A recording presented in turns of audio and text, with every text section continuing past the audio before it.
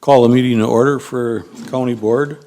We'll take a minute for silent meditation and the Pledge of Allegiance. Please remember our first responders and law enforcement and the veterans, because we won't be meeting before Veterans Day.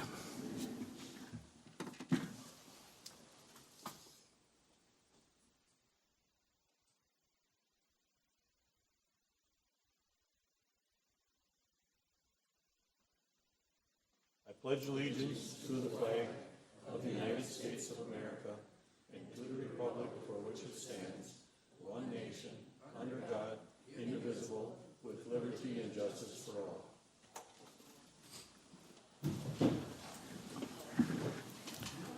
Dennis needs to. Are we missing yet? Yeah, we're missing Dennis. And Joe. Joel? Bill Swatala is not here, and John Ainsworth is excused also.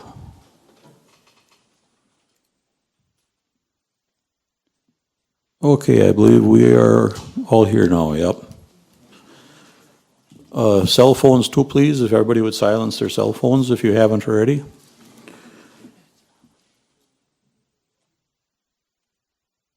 What's in progress now? I don't know how to get rid of that. Need one of the tech people up here. The good stuff is, oh, forget it. Pam's got it. Is there anyone here from the public? Or wait, no. Approval of the minutes from August 26th. Motion by Jerry Erdman, second by Randy Young. Is there any additions or corrections? If not, by acclamation then, all those in favor say aye. Aye. Opposed, same sign. Motion carried. Now, is there anyone from the public wishing to speak? Okay, seeing none, we will move on. Motion to deviate from the order of the agenda. Motion by Kathy Lupke, seconded by Terry Tipton.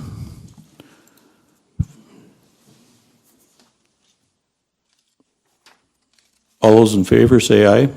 Aye. Opposed, same sign. Motion carried.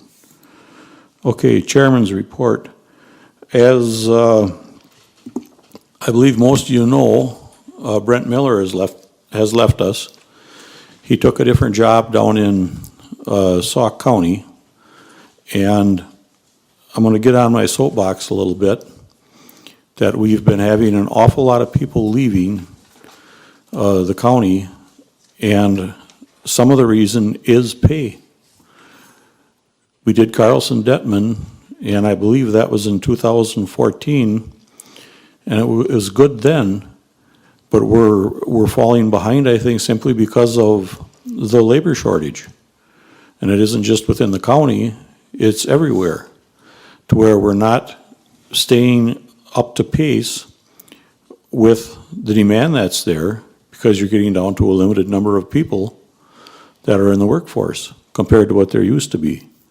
We do have in the budget, when we get to the budget today, that we are hoping the board will pass a 1.5% across the board raise, and that money is coming from, actually the employees themselves saved that by not near the use that there was in the past for the health insurance.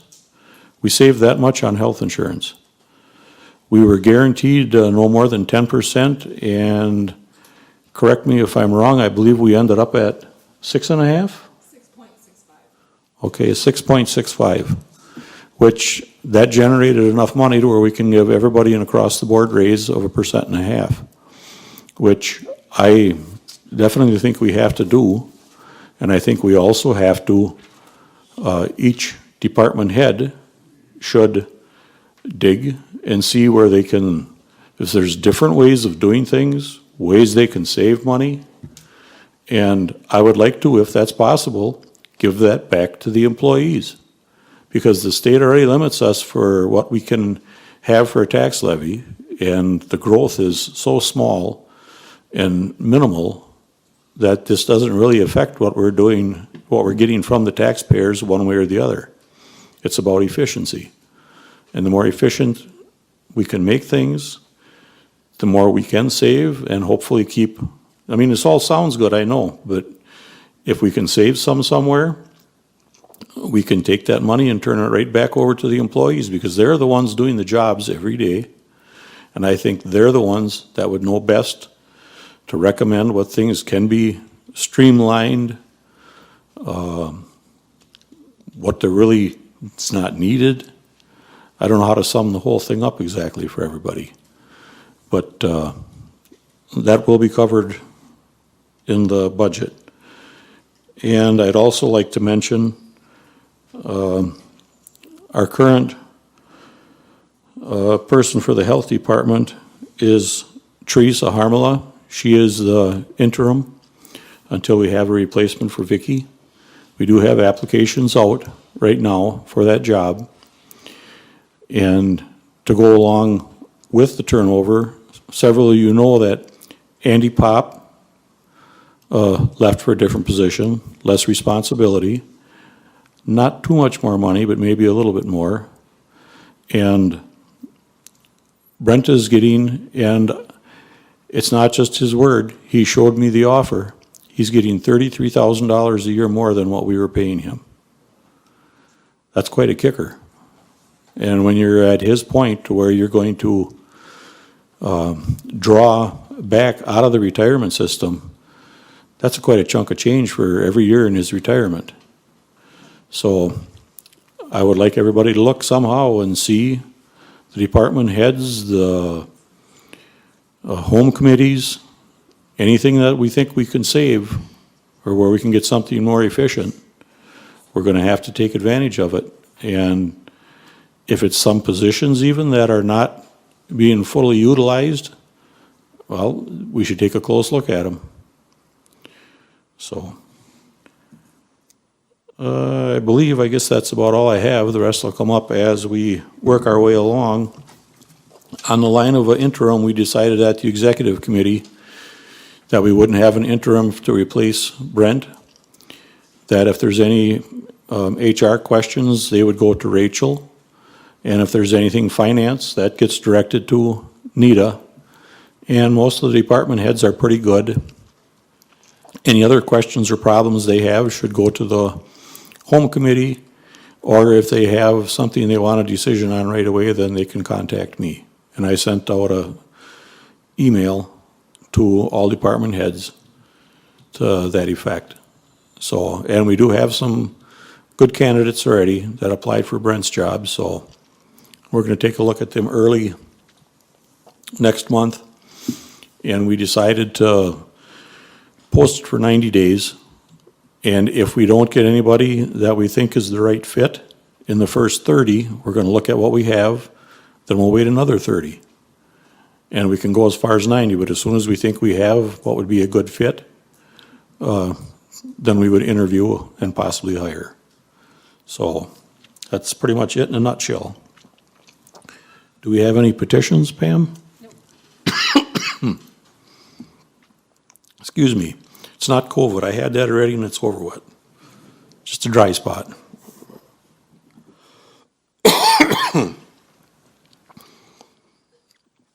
Then we will move on to item number 8. Resolution number 3820. Pam? To approve the state contract for the Department of Human Services. Now therefore be it resolved by the Shawano County Board of Supervisors in session this 28th day of October 2020, that the 2021 state and county contract for the Shawano County Department of Human Services with the State of Wisconsin Department of Health Services is approved, subject to the approval of the appropriate home committee and corporation council, and the county board chair and the county clerk are authorized to sign the 2021 contracts and any future addenda thereto, submitted by the Human Services Department Board. Is there a motion to approve? Motion by Sandy Stanky, seconded by Dennis Knack. Are there any questions or comments?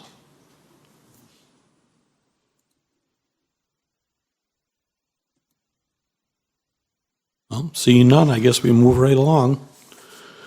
We have a motion and a second to approve resolution number 3820. All those in, thank you, Tony. You'll make somebody a good wife someday, Tony.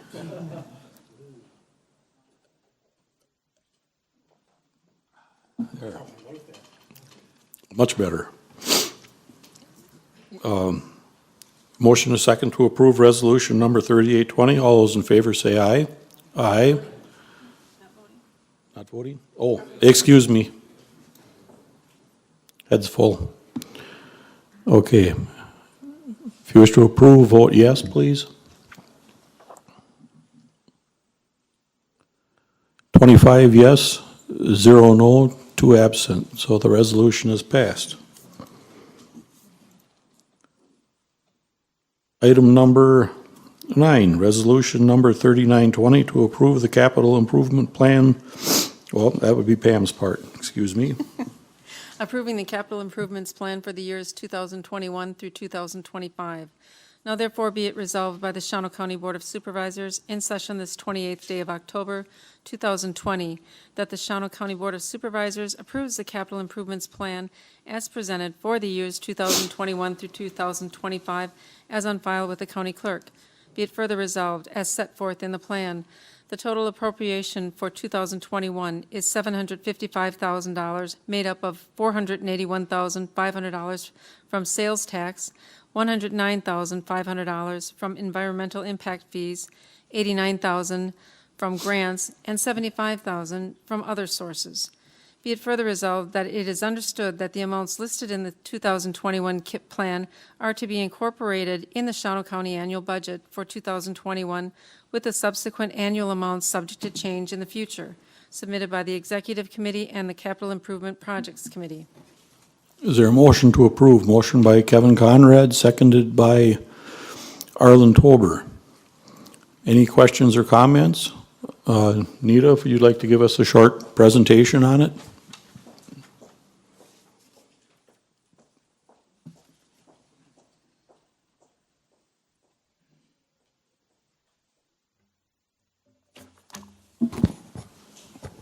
Hi. Basically, we have a total of $755,000 for capital improvement projects that were going to happen. You should all have received the packet in the mail.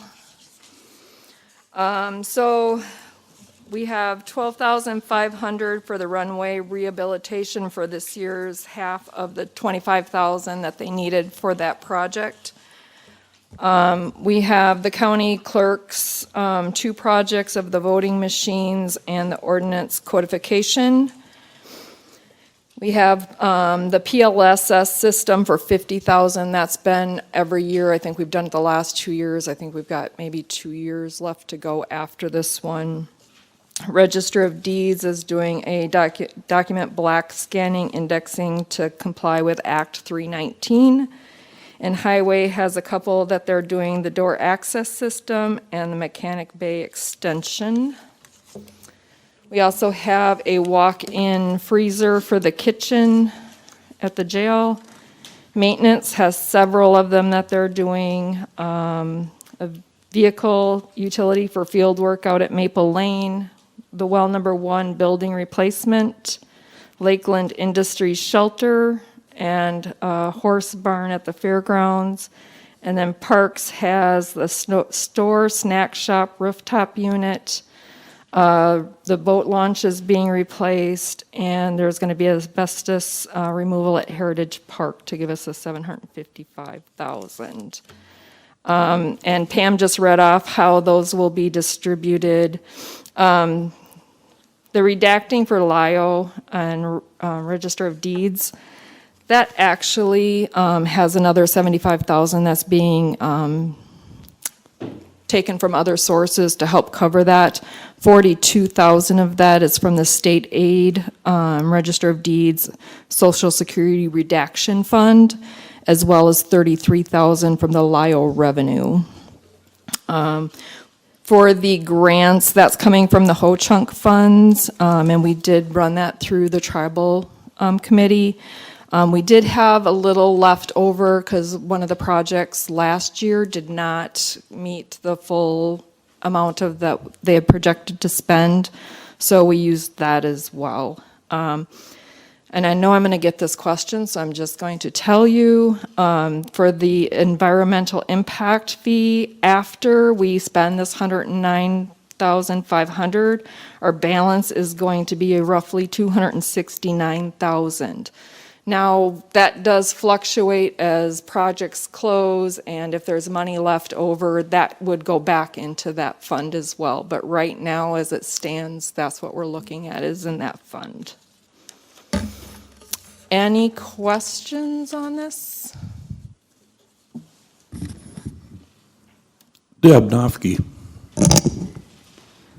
Just a housekeeping thing, I suppose. Brent isn't here, but he's just testing to see if we read anything. The fiscal administrative note lists tribal funding at 89,000 and grants at 75,000, but the text in the resolution itself says 89,000 from grants and 75,000 from other sources. So which one's right? And shouldn't they match? They should have matched. We are taking 481,500 from sales tax, 109,500 from environmental, 89,000 from grants, and 75,000 from other to make up that 755,000. So do we need to correct the administrative resolution? note? Tony? So long as it's right in the resolution and in a KIP book, that's fine. We don't need to correct the fiscal note, but it can appear in the minutes that the fiscal note is of record as being adjusted. But we don't amend the actual fiscal note itself. That's just comments, correct? That's exactly right. Basically. Yes, sir. Okay. So can we at least reflect it in the minutes that they should match? Yep, I think Pam's got it in there already. Is that it, Deb? Yep. Okay. Dennis Knack. There was money in last year for Mountain Bay Trail restrooms. They didn't get done because of COVID. Is that? That just rolls. We don't close the project until it's done, and when we know stuff like that, we just roll the funds forward to the next year because it's already been approved. I believe Keith, Highway and Parks, that's going to be bid out this winter, correct? Yeah, he's shaking his head in the back, yes, so that should be coming through in the spring to start then, Dennis. Is there any other questions? Aaron Damerl.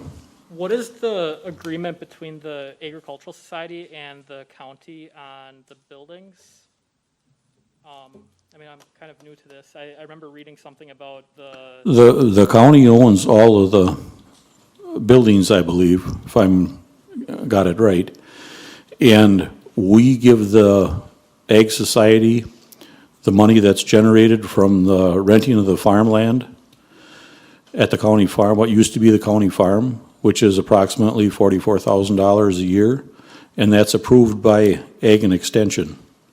That goes through that committee, and they approve the projects up front before they start them, and they're the ones that keep the eye on that funding. I just remember reading something about the last, when the 4-H building was built, that there was some sort of agreement that happened before the county gave money for another building at the fairgrounds. I was wondering if there was any type of agreement for the horse barn?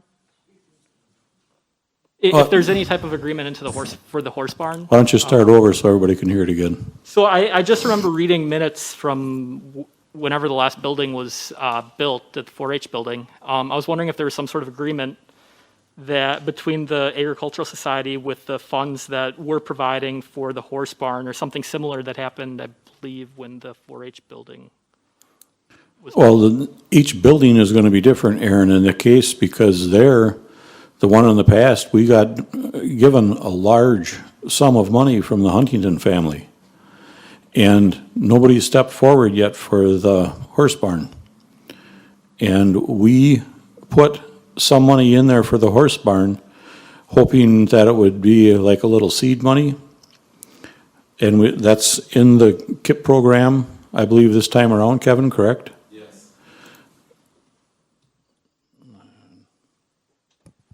So basically, Aaron, if they don't start that horse barn project this year, we won't spend that money. So we'll hold it until whether they determine whether they're going to be able to actually raise enough money to help build that barn. This is us just giving some kind of contribution in good faith, really, to help them get started. In the end, we would be the ones that own the building. Yep. Right. We were approached by the Key Committee, the Horse Key Committee, and this is some seed money where they can go out and show possible donors that the county is interested in replacing that building. It's a rather large project. Hopefully, they'll be able to secure more money for the project. Otherwise, the project probably won't move forward. Brief history, this started, well over a year ago. They came too late to Ag and Extension, and they were looking for some funding. And, well, then we sent them back to the Fair Board, the Horse Committee was. We sent them to the Fair Board to see if the Fair would let them tap into some of that 44,000 that we had sitting there for them. And between, I think they got a little of that, and then they got some donations and other sources. They had enough to get their set of plans ready. And then he was too late for the KIP cycle the last time around. So then we told him the next right process would be to apply through the KIP program and see where it went. And then in KIP, we decided to put that money in there because a lot of donors won't donate like to a dead end, but if they see that there is some funding starting, sometimes that opens the gates a little bit. Okay. Randy Young. So if they don't start that project this next year, will that 30,000 roll over to the following year and keep rolling over until they decide that the project's dead or do it? We would bring it back to the KIP committee, and we'd have that discussion as we're looking at, because we bring back every month all the projects and where they're standing and what's been done with them. We'll keep in contact with the fairgrounds to see where they're at, and if they're not getting anywhere, the KIP committee could say, we're going to close this, or if they feel like they're going to start making progress, they could say, we want to roll it. Okay, thank you. Did they say how much their total project was estimated at? Do you remember, Kevin? I think it was around 400. Thank you. Yeah, they got a long ways to go, but we figured we'd do that to hopefully get it started. So whenever you want to donate, Randy, they're waiting. Is there any other questions?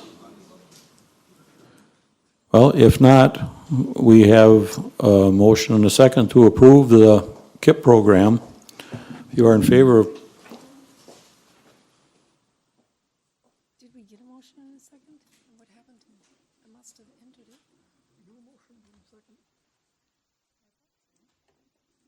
Mark shaking his head, no, we didn't have a motion and a second?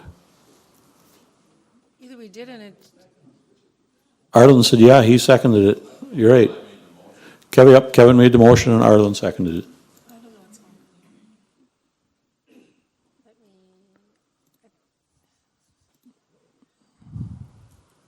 I don't know, all of a sudden my timer started going on and I think that's maybe what messed something up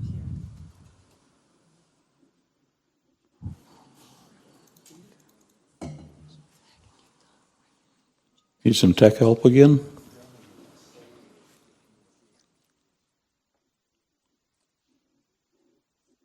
I think so. Yep.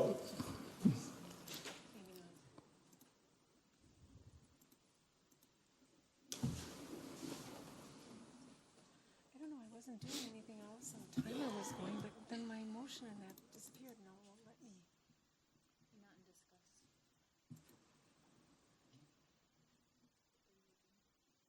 I already did my motion. Is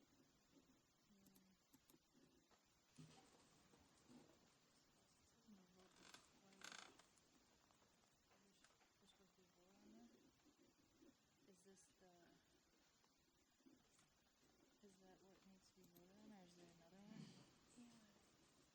This does. 3920 you're on?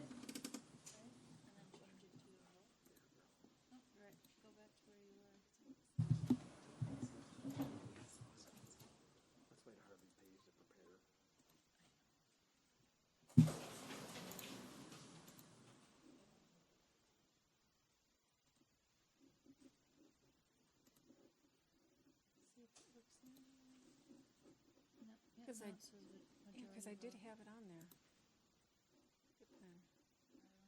Yeah, I don't know what happened, because I'm sure I had it on there, but I must have missed something. Okay. Okay, we have a motion and a second and the computer straightened out. If you're then in favor of the KIP program, you would vote yes. If you are not, you would vote no.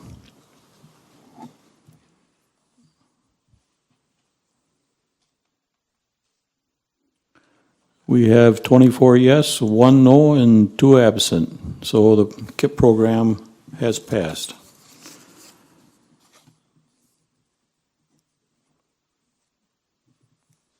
Do we need to do, that's all one, correct, Tony?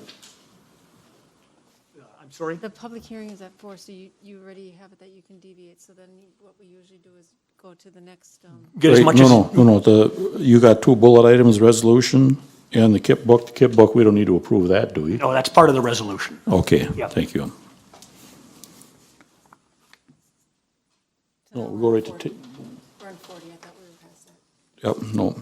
Next item would be item number 10, resolution number 40-20. Pam? To cancel expired checks issued by Shawano County. Now therefore be it resolved by the Shawano County Board of Supervisors in session this 28th day of October, 2020, that said checks set forth on the attached check cancellation list totaling $1,314.59 shall be canceled, and the funds shall revert to the fund balance of the originating fund, submitted by the Executive Committee. Is there a motion to approve? Motion by Randy Young, seconded by Tess. For those of you that are new to the board, this is a standard procedure that we go through and do every year because they're checks that have been issued.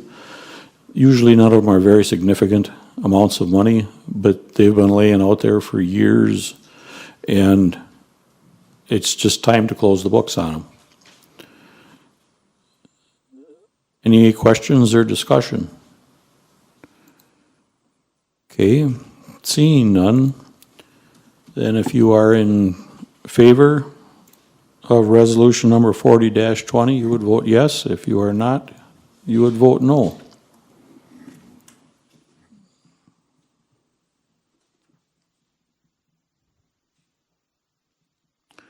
$25 yes, 0 no, 2 absent. So the resolution has passed. Okay, the next item on the agenda would be the hearing for the budget, but that has to be advertised at a specific time and place. So we will pass that, and we will deviate it forward to item number 12. Ordinance number 5-20. Adopting the Town of Wittenberg Comprehensive Plan Amendment.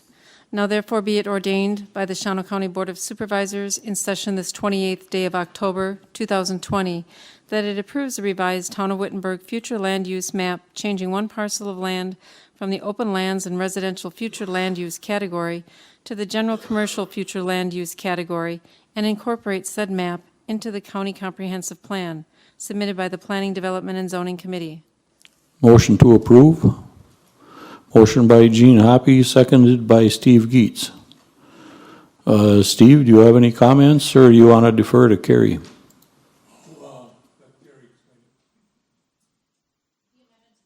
Could you come up, Kerry, so they can all hear you? Oh, you got a mic in the back? That'd be fine, too. The amendment to the comprehensive plan for the town of Wittenberg is in association with the following zone change to allow a commercial business to be started in the town of Wittenberg. And this is all approved by the town, Correct. recommended by them, and we're just giving their blessing. Right. The town's approved, the home committee's approved, and so now it's just to be adopted into the county comprehensive plan. Okay. Is there any questions or discussion? Deb? It's a statutory requirement that we go through this when when the town is wanting something like this. Is it a statutory requirement or our procedure? No, it's Chapter 59's requirement that says that any amendments to these plans have to be approved by the county before they can take effect. Okay, thank you. Otherwise, I was gonna say, it just seems like a waste. Otherwise, it wouldn't be on your agenda. It seems like a waste to make them jump through this extra hoop. It their town. probably is, but we don't get to write that. That's the state telling us that. Alrighty. And there was some discussion on the line of the streamlining that I had talked about earlier, that PD&Z committee may look at some of the uses that people ask for and make them a conditional use. So then the department and that committee could make that decision instead of that having to come to the county board. And for the people to have to go through more hearings, because that's getting dragged out somewhat because of the lack of a regular paper now, is a lot of the reasoning behind it. Are there any other questions? Okay, seeing none, then if you are in favor of resolution number 5-20, you would vote yes. If you are not, vote no.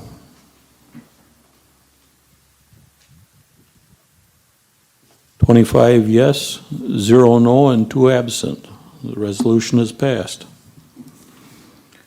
Item number 13, resolution number 41-20.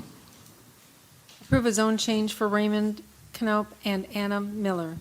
Now therefore be it resolved by the Shawano County Board of Supervisors in session this 28th day of October, 2020, that it approves the zone change as follows. Z520, Raymond Knoop and Anna Miller request a zone change from open lands, agriculture, and residential zoning district to commercial general zoning district on a 2.042 acre parcel pursuant to the Shawano County zoning ordinance number 7-14. The property is located in the town of Wittenberg. Address is N5622 Bluebird Road, submitted by the Planning Development and Zoning Committee. Is there a motion to approve? Motion by Devin Crejan. Got it right, I think, didn't I, Devin? Okay, and seconded by Mark Boland. Is there any questions or comments? Steve, would you like to just defer right over to Carrie on the next 2, 3? Hold on.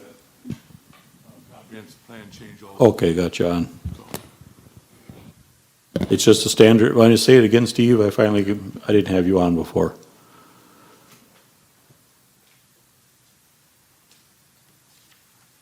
It's just a standard comprehensive plan change? Yeah, Sorry, there you yeah, go. it's just, it coincides with what the comprehensive plan changes also. So this is something that was brought in front of the Planning and Zoning Committee. We approved it to move it forward to the county board for approval. Okay, all approved by the town? Right. No questions, comments from them or anything? Okay, thank you. Well, I don't see any other questions or comments. I guess then if you are in favor of resolution number 41-20, you would vote yes. If not, vote no.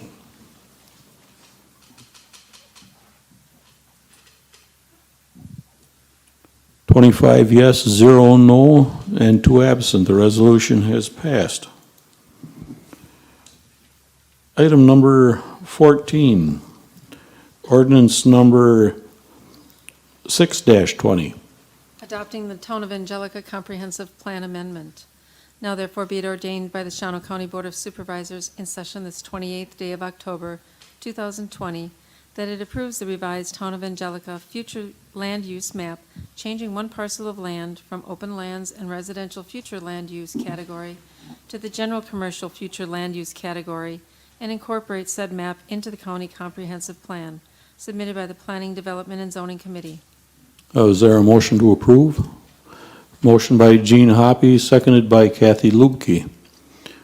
Any comments or questions? Steve? I'll Over to Carrie for this one again. The amendment to the comprehensive plan for the town of Angelica is, it also coordinates with the following amendment to their official zoning map. And this is to basically a correction, property that was previously rezoned to commercial. When we did our update, our amendment in 2011 somehow got rezoned out of commercial, and now the person who's running the commercial business there wants to add on to the commercial business. So this is just sort of cleaning things up and is approved and recommended by the town. Okay, thank you. Any other questions or comments? Well, seeing none then, if you are in favor of ordinance number 6-20, you would vote yes. If not, you would vote no.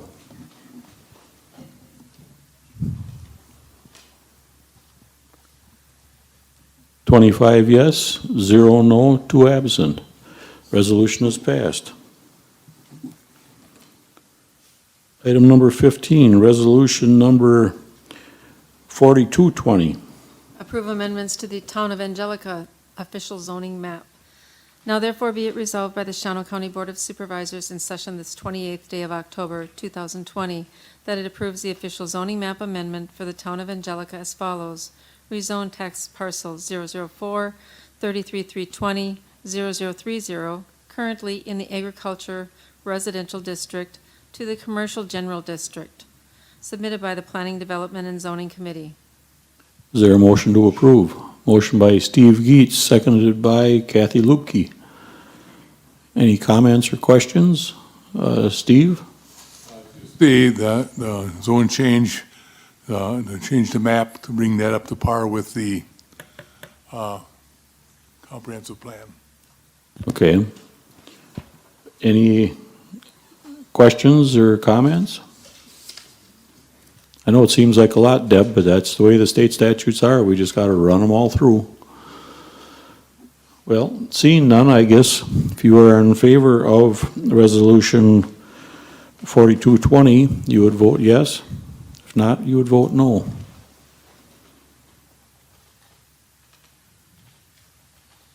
"25 yes, 0 no, 2 absent. The resolution has passed. Okay, we will have to deviate again because it's kind of hard to pass the tax levy until we go through and have our budget hearing. We will move down to item number 17, resolution number 44-20. To approve hazard pay bonus from CARES Act funding for Sheriff's Office employees acting as first responders. Now therefore be it resolved by the Shawano County Board of Supervisors in session this 28th day of October, 2020, that the Shawano County Board hereby approves a lump sum payment of $1,500 to each Shawano County Jail correctional officer, sergeant, and lieutenant, as well as to each dispatcher and the communications supervisor, and to each sheriff's deputy for their work in the capacity of first responders relating to the virus, submitted by the Executive Committee. Is there a motion to approve? Motion by Devin Kierzan, seconded by Mike Wisner. Kreejan. Pam, did you include the amendment that was made, or? I thought that I needed a motion and a second to amend it. Well, I think they need to Oh, know, though, that because the the committee executive. did it? Yes. Okay. We had a short executive committee meeting before the board meeting, and the wording had to be changed because we had left out, it was intended to go to a kitchen staff also and to the evidence storage specialist, and we added that into the wording of the resolution because it's going to be using, the money's going to come from the CARES Act, and we thought it should say specifically everybody that it's going to go to. So anybody that looks at it from here in the future, they don't question and say, well, now you started giving it to other groups or whatever than what it was intended for. We put this through the executive committee, and some of this was a way to increase. It started as increasing the pay for the jailers, because in the last election cycle, there was some talk back and forth about the rate at which our jailers come and go. And right now, I believe starting pay for our jailers is, I believe, $2 or $3 an hour less than surrounding counties. Well, all we are is a training ground. I mean, as soon as if they get started, we train them and they get certified. Are you gonna stay here for $2 or $3 more somewhere else? They're gonna leave. So this will be fully funded by the CARES Act. And basically, we were having a hard time finding a place to spend the money. So this will use it up, and it won't cost county taxpayers anything. So is there any questions? Several. Deb Nofke. Okay, my first thought was like kitchen also, because they're stuck inside the confined environment, and it sounds like something's coming to amend that. Maybe my question is who have we excluded?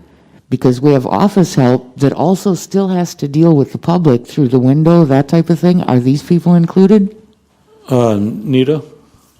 So the CARES Act is pretty specific to first responders. There's a lot of people here in the county that have worked through this whole thing and have been here. We're not discounting them at all. The jailers, the deputies, those are the people that are actually first responders, have not had any deviation to their work schedules. They've had to be here and respond to the public. So when we looked at and talked to auditors and to the state on what was eligible, these are the people that they listed specifically as that could get this CARES Act for hazard pay specifically. Okay, Nobody else was. That's, I guess, where my question leads, is that if it's money that is there and available, shouldn't we give it to everyone that's eligible? The support staff is not included in that. They're not eligible? No, they are not eligible. Oh, okay. Because we have to link it to hazard pay. Okay. It just, I know, we really, if we could, we would have given to anybody and absolutely everybody, but the CARES building Act is. maintenance? No, unfortunately, no. They're not a first responder, or they got it narrowed right down of just who you can and who Okay. you can't. I would strongly advocate that however you're going to make the amendment, that you include everyone that is eligible. That's. And that's what Well, we have done. that's what we Okay. added in there. It was originally intended to cover the kitchen staff and the evidence storage. But Does somebody it have- just didn't get listed. Does somebody have language for that amendment that's going to be coming? We added it at a short meeting before, just before the county board. I know, but we have to add it to this. No, Yeah. it's as though it went through the committee made the adjustment, so it's as if it's in front of you, including the kitchen staff, along with the evidence custodian, evidence specialist. So you don't need to amend it. I know it doesn't appear in your packet that way because it was just done immediately prior to the board by the executive committee, but the board doesn't need to amend it because the executive committee already included it, and it's as though it's included in your resolution that's before you. And that's my mistake, because I have the notes on my sheet right here, and I should have informed Pam to add them into hers when it was read here. But Yeah, Tony did, but I thought it was. okay, but we don't have time to go through and reword everything that quick. That's why it doesn't appear in your packets, because it just happened. Okay, as long as it's everyone that's eligible Yep, that would actually get this, fine. And as long as you're sure we don't have to list them, fine. no, they're listed. They're just not on your tablet right now. They will be on the formal resolution. Yep. Okay. Joe Miller. Thank you, Mr. Chairman. I have some direct questions and then some comments. First of all, I'd like to appreciate the fact that Sheriff Bieber is here in person today. And my direct question to him, is it a mandate or an option for your deputies to all wear face masks when they're on duty and in public? That's not a relevant issue at this time, Joe. Excuse me? That's not a relevant issue at this time. We're voting on hazard pay for the jailers. If I was allowed to continue, my question is, I need somebody to define a hazard. I need somebody here to sit up and actually explain to me what the hazard is. Because everything I have seen, the rhetoric coming directly from Sheriff Bieber over the past months, as there's no hazard. So that's my question. Don't get me wrong for 1 minute. Anybody thinks I don't back the badge, I carried a gun and a badge in this county for over 30 years, and Milt can attest to that. So don't get me wrong on that. This is not about them. This is about the safety, the protection of these county employees, which you eloquently described earlier on in your dissertation, in your report, all county employees who have to deal with this thing. And for the county to say they're having a hard time finding places to spend these CARES Act money, that's absurd. In the health department, all the health, the county health departments and all that, I don't understand this. So if any question I have directly to the sheriff you're claiming is irrelevant, I guess that's your authority as chairman. Would you like to comment, Adam? Well, I'd like to ask, what gives you the impression that I don't believe this is a hazard? Well, What rhetoric? what rhetoric? Because I'll answer the question. Yeah, this is just a I slight. am the only department head that required masks in the jail right from the get-go. And all of our employees. We made sure all of our employees had N95 masks, and I required them to wear them. So despite what's being said out in the public, I do care about safety. I care about my employees' safety. I required them to wear masks. This is something that I pushed for back in April to make sure that they got hazard pay because I required them to wear masks. We have a lot of employees that have health risks, that are at risk. They have family that's at risk. And they're in an environment which was hazardous. And I believe that. So, whether I enforce the mask mandate or not does not mean I don't take healthcare seriously. But I believe in people's rights to choose what they do with their health and how they act. That's what I believe. So, I mean, if you want to talk about mask mandates, I'm just like Tony Evers, I guess, because I pushed it on my employees. Thank you. So you did answer my question. You have a mandate. Yeah, we have a requirement, yes. Thank you. You bet. Sheriff Bieber, I appreciate that. Okay. No. Yeah, but I still got a hard time, even in the county. It's just a Well, hard time, and there's so I'm not against law enforcement by no means. But I still have a hard time in Shawano County when somebody said there's a hazard here. And we rank one of the highest around in all these numbers. So I just hope everybody in the county takes this issue seriously and define a hazard and agree to it, that there is one. We're all packed in here in a little bitty room together.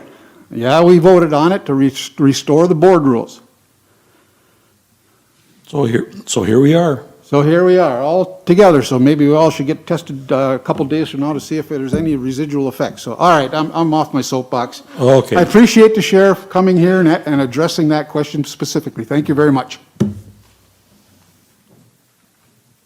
Dennis Knack. Is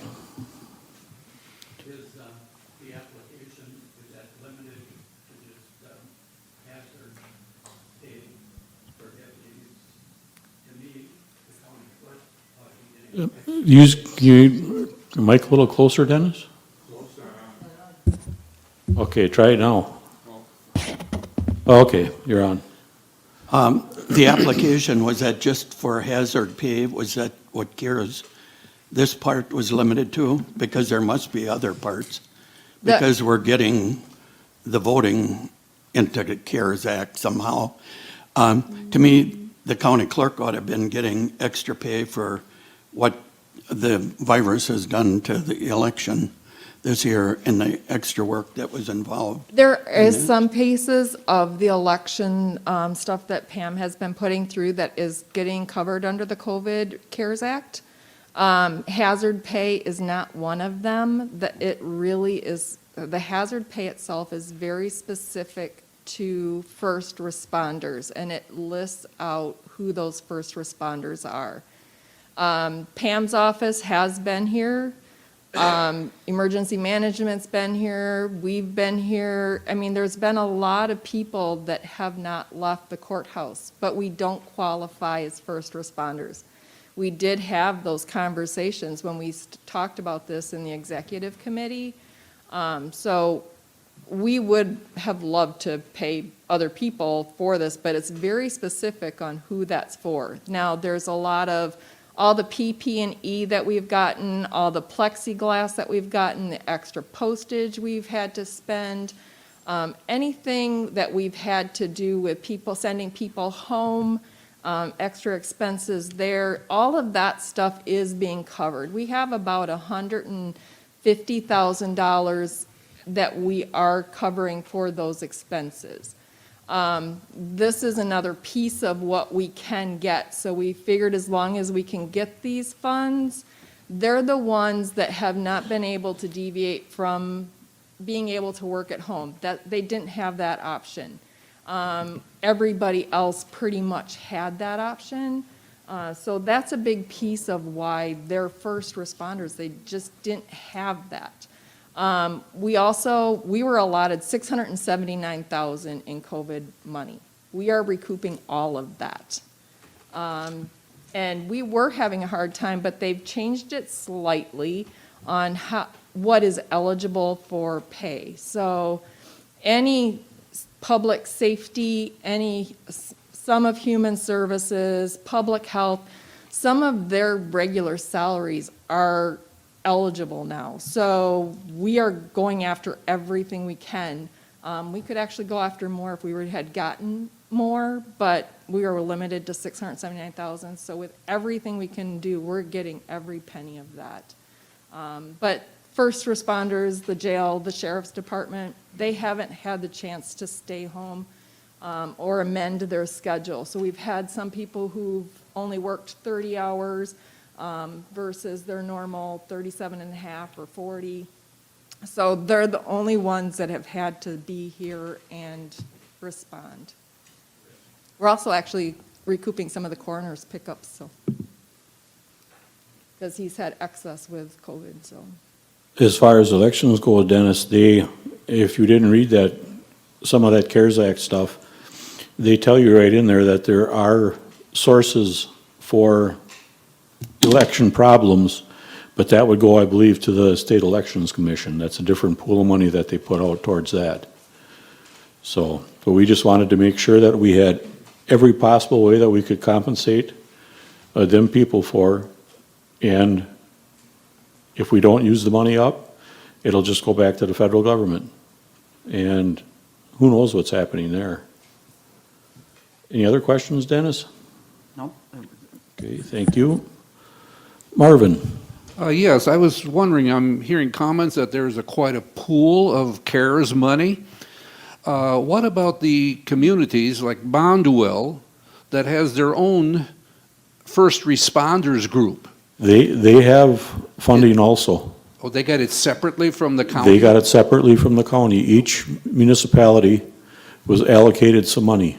Like up by me, in that little village, we got $5,000. Okay.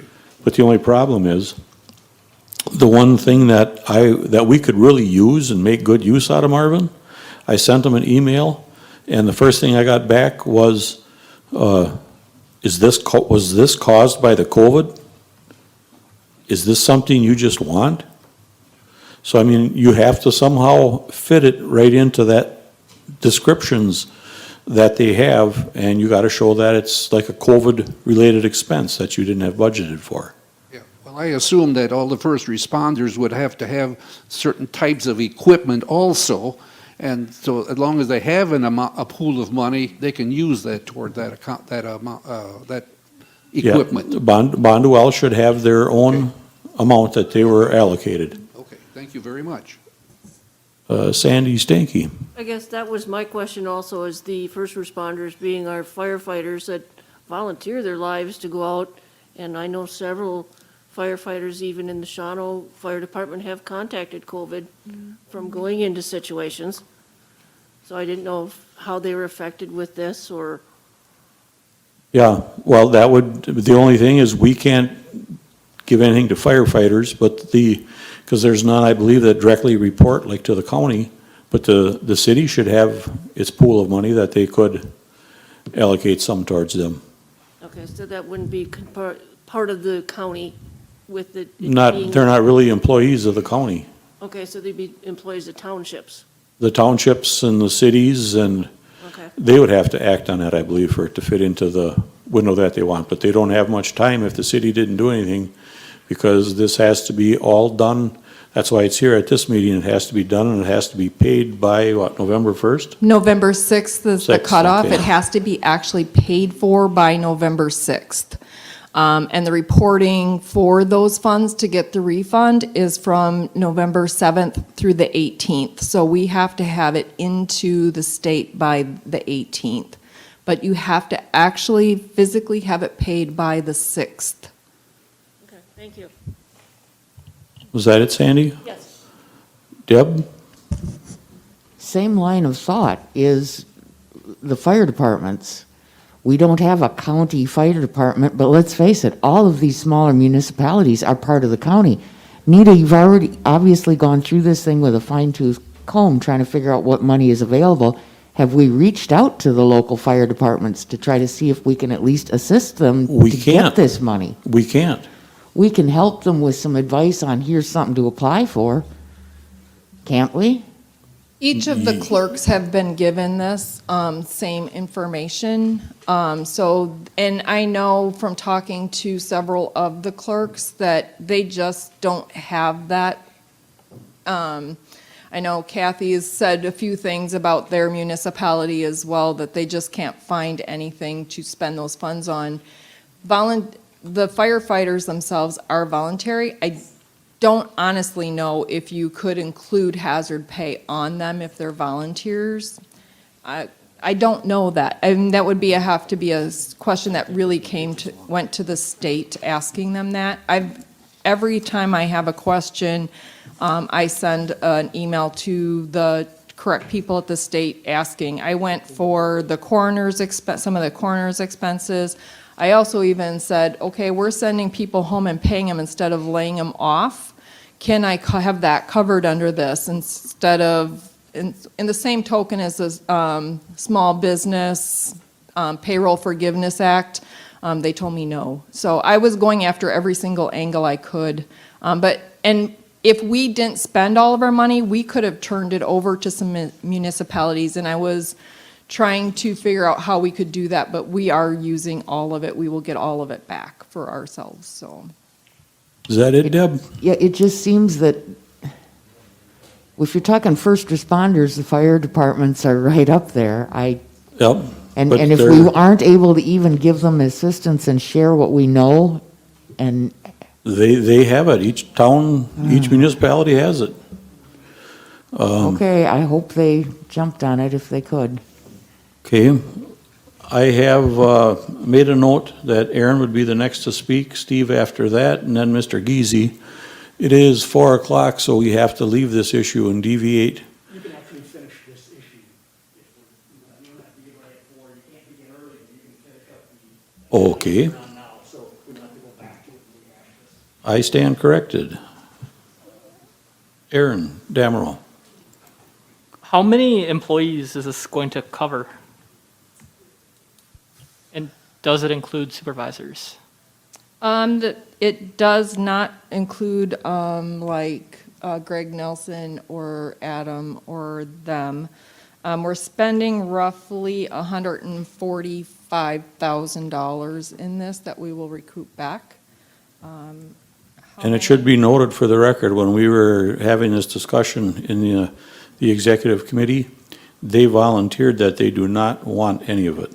They want it to go to the employees. I can tell you, though, just have to pull it up, just a second.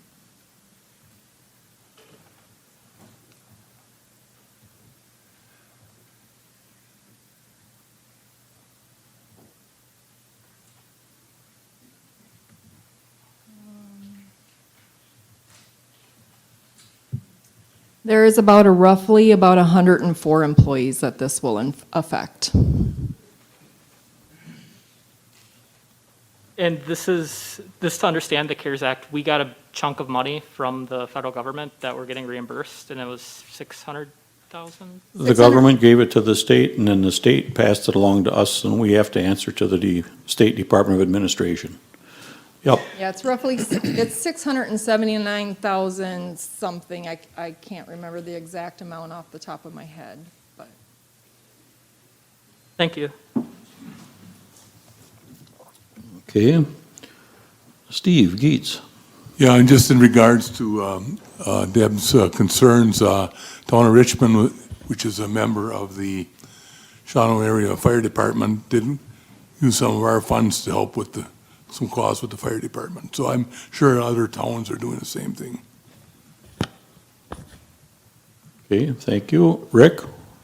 Yeah, I just wanted to reiterate that the towns and the villages have been working great together. As far as the fire departments, we've been getting equipment, washers, dryers, foggers, but even towns have been contacting each other, even some of the schools, if there was anything they needed bought under that CARES Act. So they've been working good together, and it seems like they all know about it, so. Okay, thank you. Well, are there any other questions or comments?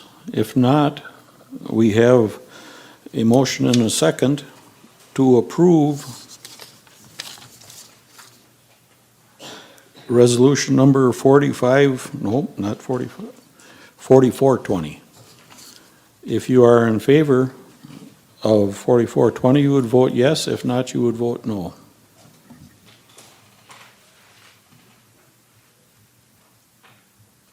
Twenty-three yes, 1 no, 1 abstain, and 2 absent. So the resolution has passed. Okay, now we will deviate back to item number 11, public hearing. Pam, do you have to read the? Oh, I guess I can. I don't remember if I have it though. Do you have to read that all off, Tony, or?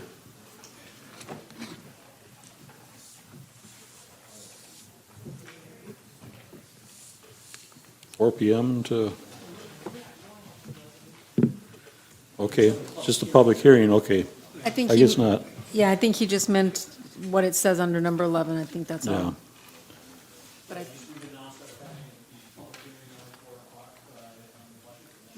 Okay. We did come in within budget, and I had mentioned earlier that we pretty much had the budget done, and then at the last minute, we found out we were going to have some significant savings in the health insurance for the employees. So we decided to take that and give it back to the employees, and hopefully they'll use it for healthier things, and maybe our insurance will go down again next year. I highly doubt it, but it was a nice gift getting that back. So I'll turn it over to Nita. She's got a little presentation since Brent is gone on the budget.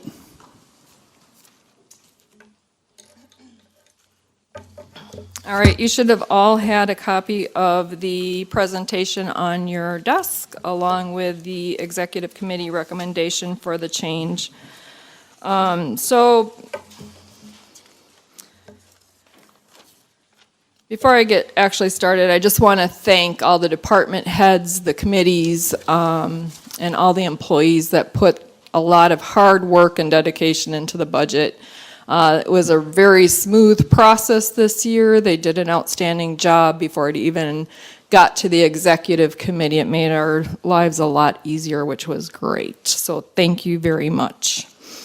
As Tom mentioned, there is a proposal to change the actual budget that is in the budget book itself.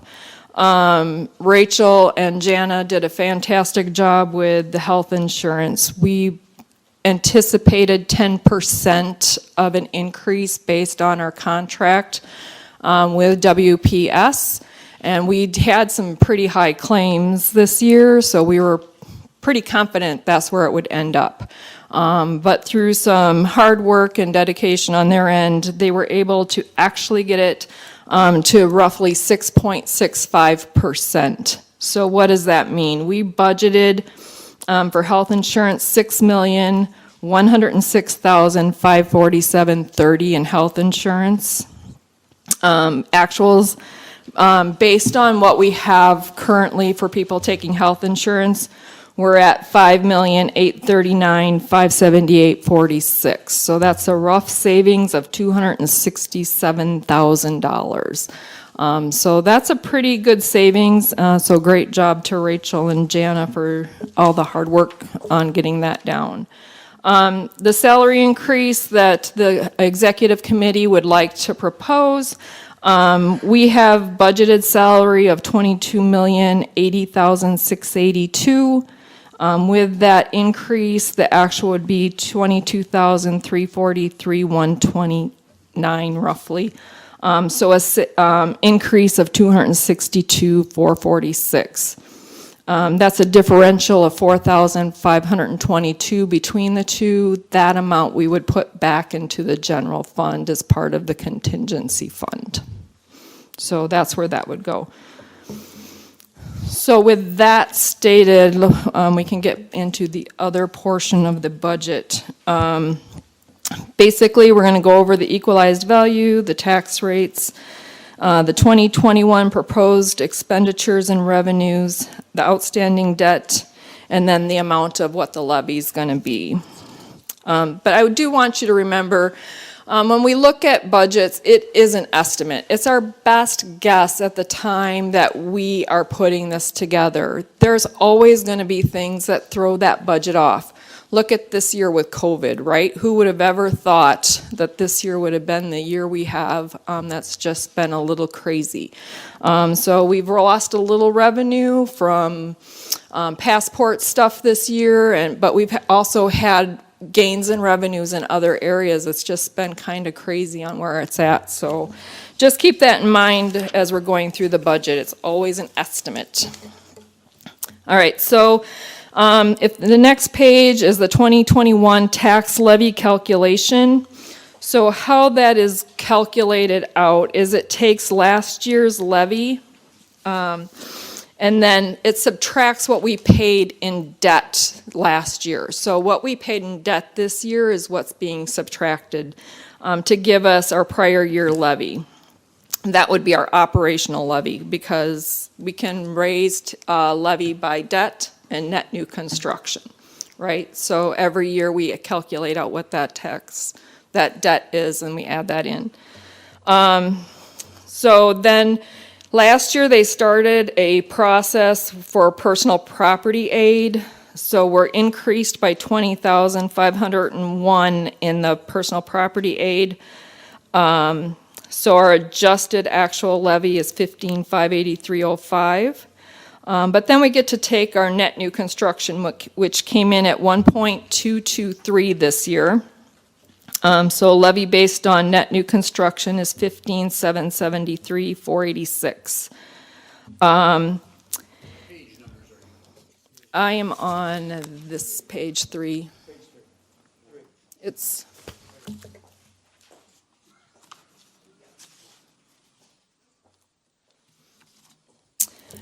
so then our total legal levy, by the time we add back in what we're going to pay for debt in 2021, is $17,347,740.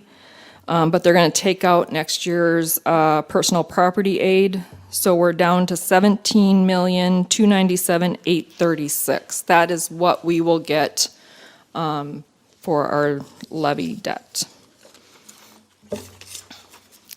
If you go to the next page, we have the tax levy and rate comparison. So our mill rate for 2021 is down 0.39 per 1,000 or 7.25%. So in 2020, our mill rate was 5.38 and it's down to 4.99. The majority of that is due to the change in debt payments that we're doing. Next page The is bottom of page 8, correct? that was 4. This is, I'm in this one. They are all following this one. Did you get this one? No, I don't get all the goodies. No, me and Pam got the mushroom treatment.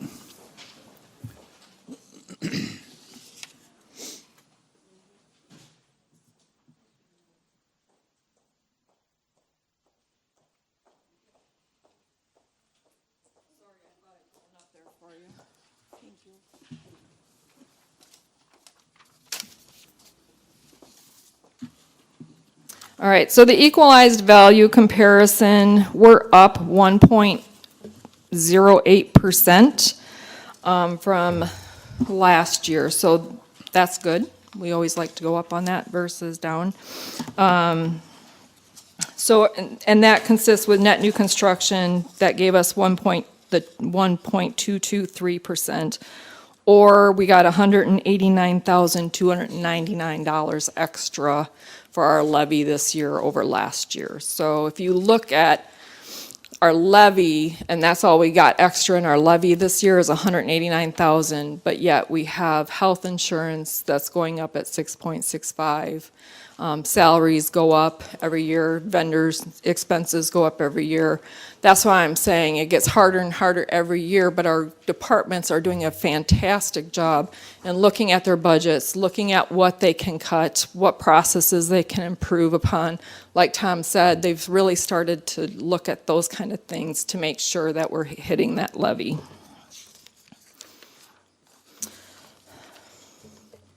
The next page is the general government, the general fund. Expenditures for the general fund are $8,634,290, where revenues are $8,517,361. General fund basically includes like the county board, corporate council, the administrative department, the county clerk, treasurer, the maintenance department, the court system, register of deeds, and DA. Our main expenses are going to be, or our main revenues are going to come from the sales tax revenue, as well as the shared services revenue.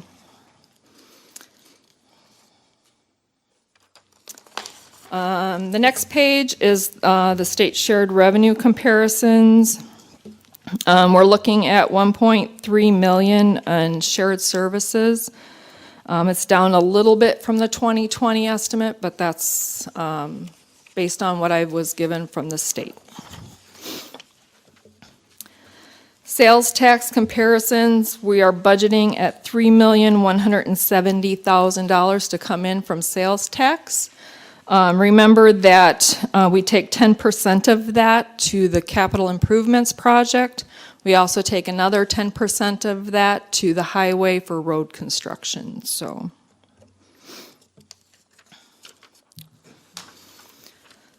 the next item is interest income on general investments. We've hit a road block this year with COVID. Interest rates have taken a huge dip. So we have not earned nearly what we thought we were anticipating. So if you're looking to take out a loan, great year for it because interest rates are super low. But when you're looking for revenue, it's been kind of a crappy year. So, but we are hoping that after the election results and COVID kind of gets back out of our lives, that those jump up pretty quickly. So. Next page is the public safety.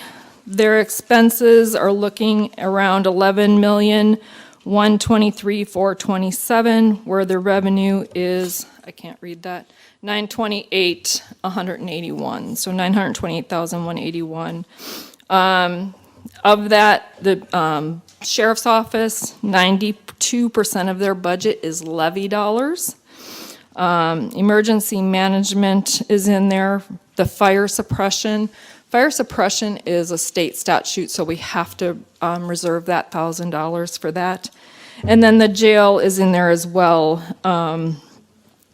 They're always seeking revenue for their boarding, but with other counties building new jails, they just have not been able to get that revenue. So they've been trying to find other places. And then they're also having some mentally ill and drug-dependent inmates requiring increased services there. So they're having some more expenses there. The next page is Public Works. This consists of the the airport projects, so the $7,000 we send to the state for the capital projects for the airport, and then the solid waste activities.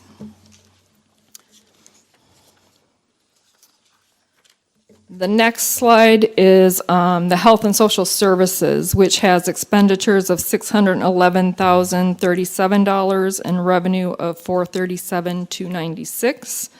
This consists of the Child Support Department, the Veterans Department, and the dog license. The dog license is state statute, so that's a required item as well. I know a lot of these departments put on their thing some of the struggles and issues that they're facing in their departments, and everybody's got the same problem of levy, right? We are in a really tight levy, and yet we still have to try to figure out how we're going to support the county. So everyone's in that same boat. We are doing the best we can, and I think most departments are doing a fantastic job trying to do that. So the next slide is leisure and education, and that consists of the Parks Department and UW Extension. They have expenditures of $1,068,255 and revenues of $570,970.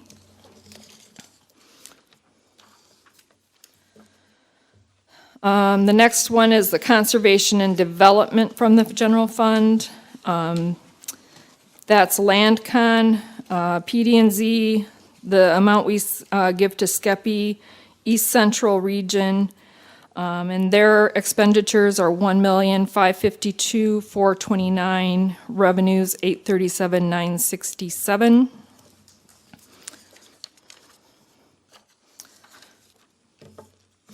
The general fund overall is expenditures of $23,006,054, revenue of $11,291,775. As we discussed just briefly, we also will get the $679,000 back for the COVID, but we've had increases this year in expenses that will help cover those. So that's been kind of our challenge this year. And the main increase in expenditures for 2021, not that we are increasing very much, but salaries and benefits are probably our biggest expense overall in the county, and yet we're still paid a lot less than other places. So that's our challenge. The next page is funding for other agencies. We fund Shawano County Economic Development, or SCEPI. We're paying them $105,000. The chamber, we pay $3,800 for membership. Fairground security, we pay $15,332. Airport operations is $37,382. That includes the $7,000 for the capital projects that we send to the state every year. And then Safe Haven, we spend $10,000 every year. Those have been pretty standard in the budget. Public Health Fund expenditures are at $715,472. revenue at 473,540. And note that that is the joint public health department with Menominee County as well. They've had some very big challenges this year with COVID, so. And then next page is the library fund. Their expenditures are $817,456 with revenues of $40,621. Their big issue that they put on their packet was that one of the goals through the plan of service for consolidation and the raise is to raise the standards to the moderate level tier 2 by 2020, and we're not meeting those standards. But with such a tight levy, it's hard to give anybody additional funds versus so, and everybody's fighting for the ones that they get. So, County Roads and Bridges Fund expenditures are at $4,989,604. Well, revenue is $1,772,000. 10% of their budget is levy, so they do a great job, and they do get that 10% of sales tax for their road construction as well to help out with that. Next page is other small funds. We have the jail assessment, Wisconsin Development Fund, the crime prevention, small city housing, CDBG, the environmental impact, and the airport. One thing to note, we did vote to close the CDBG, which is for the business end of the RLF loans. So that is completed. We've sent the money back to the state. The 3 projects that were associated with that should be receiving those funds at any given time. I'm not sure how they do that from the state, but they send them directly to those locations.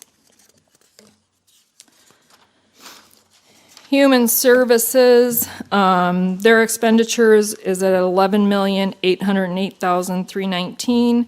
where their revenue is $10,102,561. So only 15% of their budget is levy dollars. Most of the rest of that comes from grants that they get. They're very good about going after any and every grant that they possibly can and other public revenue that they have. So debt service fund, we paid off 2 debts in 2020. So that has helped us. What we have left is the 2012 KIP debt, the Human Services, and the jail locks and dispatch. So for the next 5 years, we'll be spending total of $7,853,17 on those. The jail locks, we can pay some of that off early if we have the funds for that. We have not completely closed that project yet, but as soon as we do, any available funds left will be going back to pay off some of that debt that they have as well. So just as an FYI. So legal debt margin, really it's based off of our equalized value. So our equalized value for this year, that's too large of a number for me to read off even as an accountant.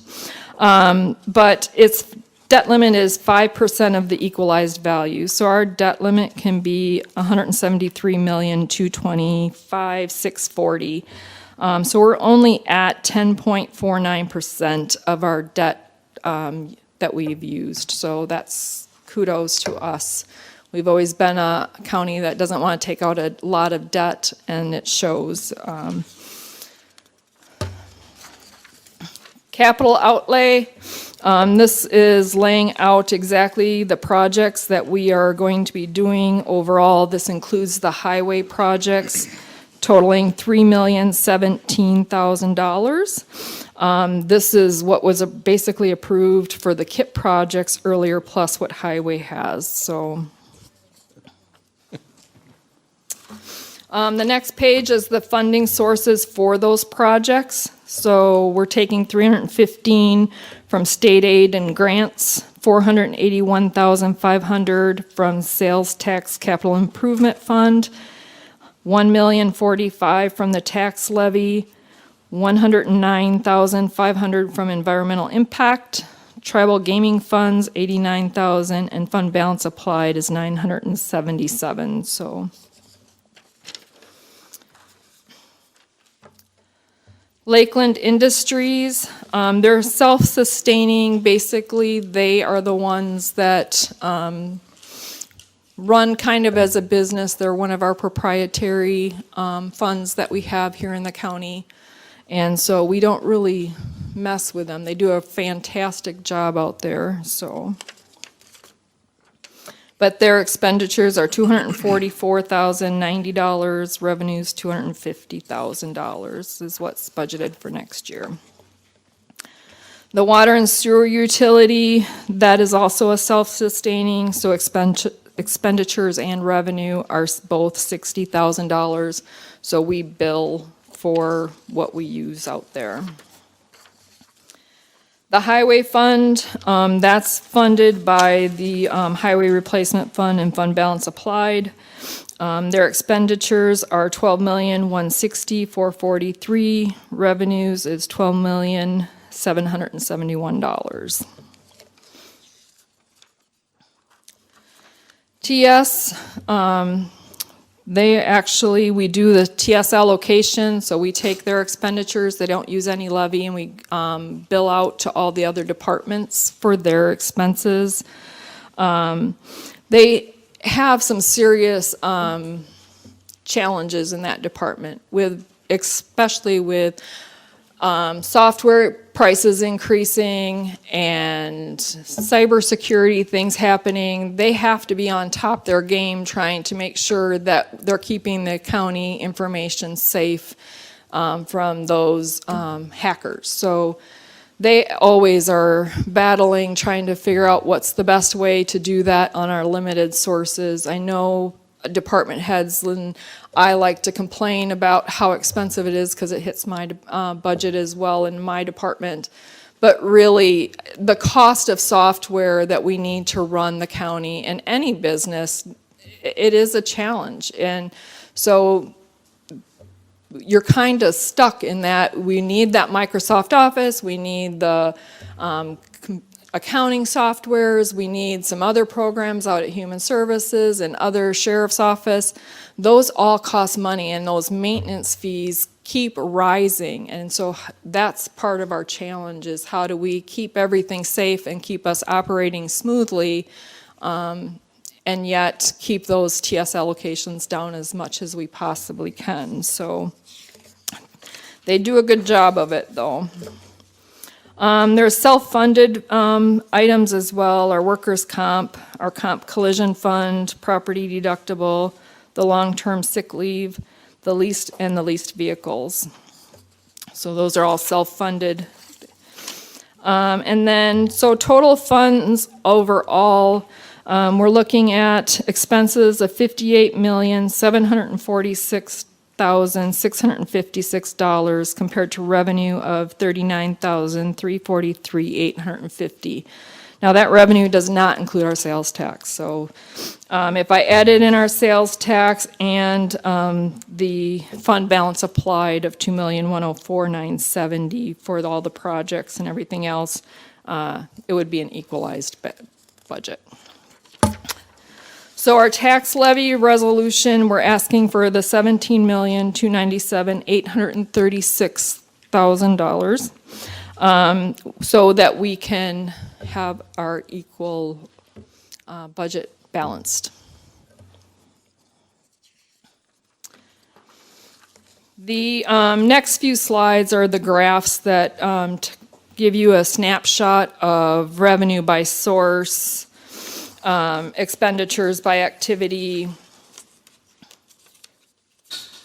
tax levy by activity, and then the last slide is the ADRC, that they don't take any tax levy. They are a wash as well. They get all their money from other sources.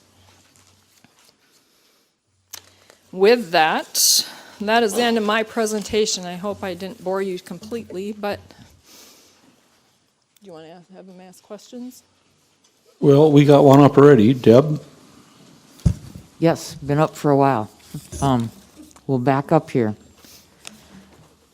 On the funding of other agencies, this is back on page 16, Nita. We have right dead center, it's fairgrounds security, $15,332. Aaron asked a question earlier about the amount that we contribute to the fairgrounds is the 44,000. Is this amount on top of that 44,000? The 50,000 for the horse barn, or? No, the that's what 40,000? started the question, but the other question was how much we contributed to the Egg Society, and it was, I believe, 44,000? I think that's what you said. Roughly, right? that's Yeah. the figure that we get from the rent, yeah. Yeah. Okay, is this $15,332 on top of that 44,000, or is that This part is- of the 44,000? This is on top of it. On top of it? Yes. So this is for, I believe, the deputies going out and being at the fairgrounds, making sure everything's safe. So that's what this 15,000 is for. Okay, so the 15 is on top of the 44. And the other question was, general fund, this is page 14, general fund conservation and development on the expenditure and revenue. And when we look at the historical averages, can you explain why we have such a considerable increase for the 2021 budget in expenditures? Which department is it that's driving it? There's two main departments that are driving that. One is PD&Z. And why? I mean, how?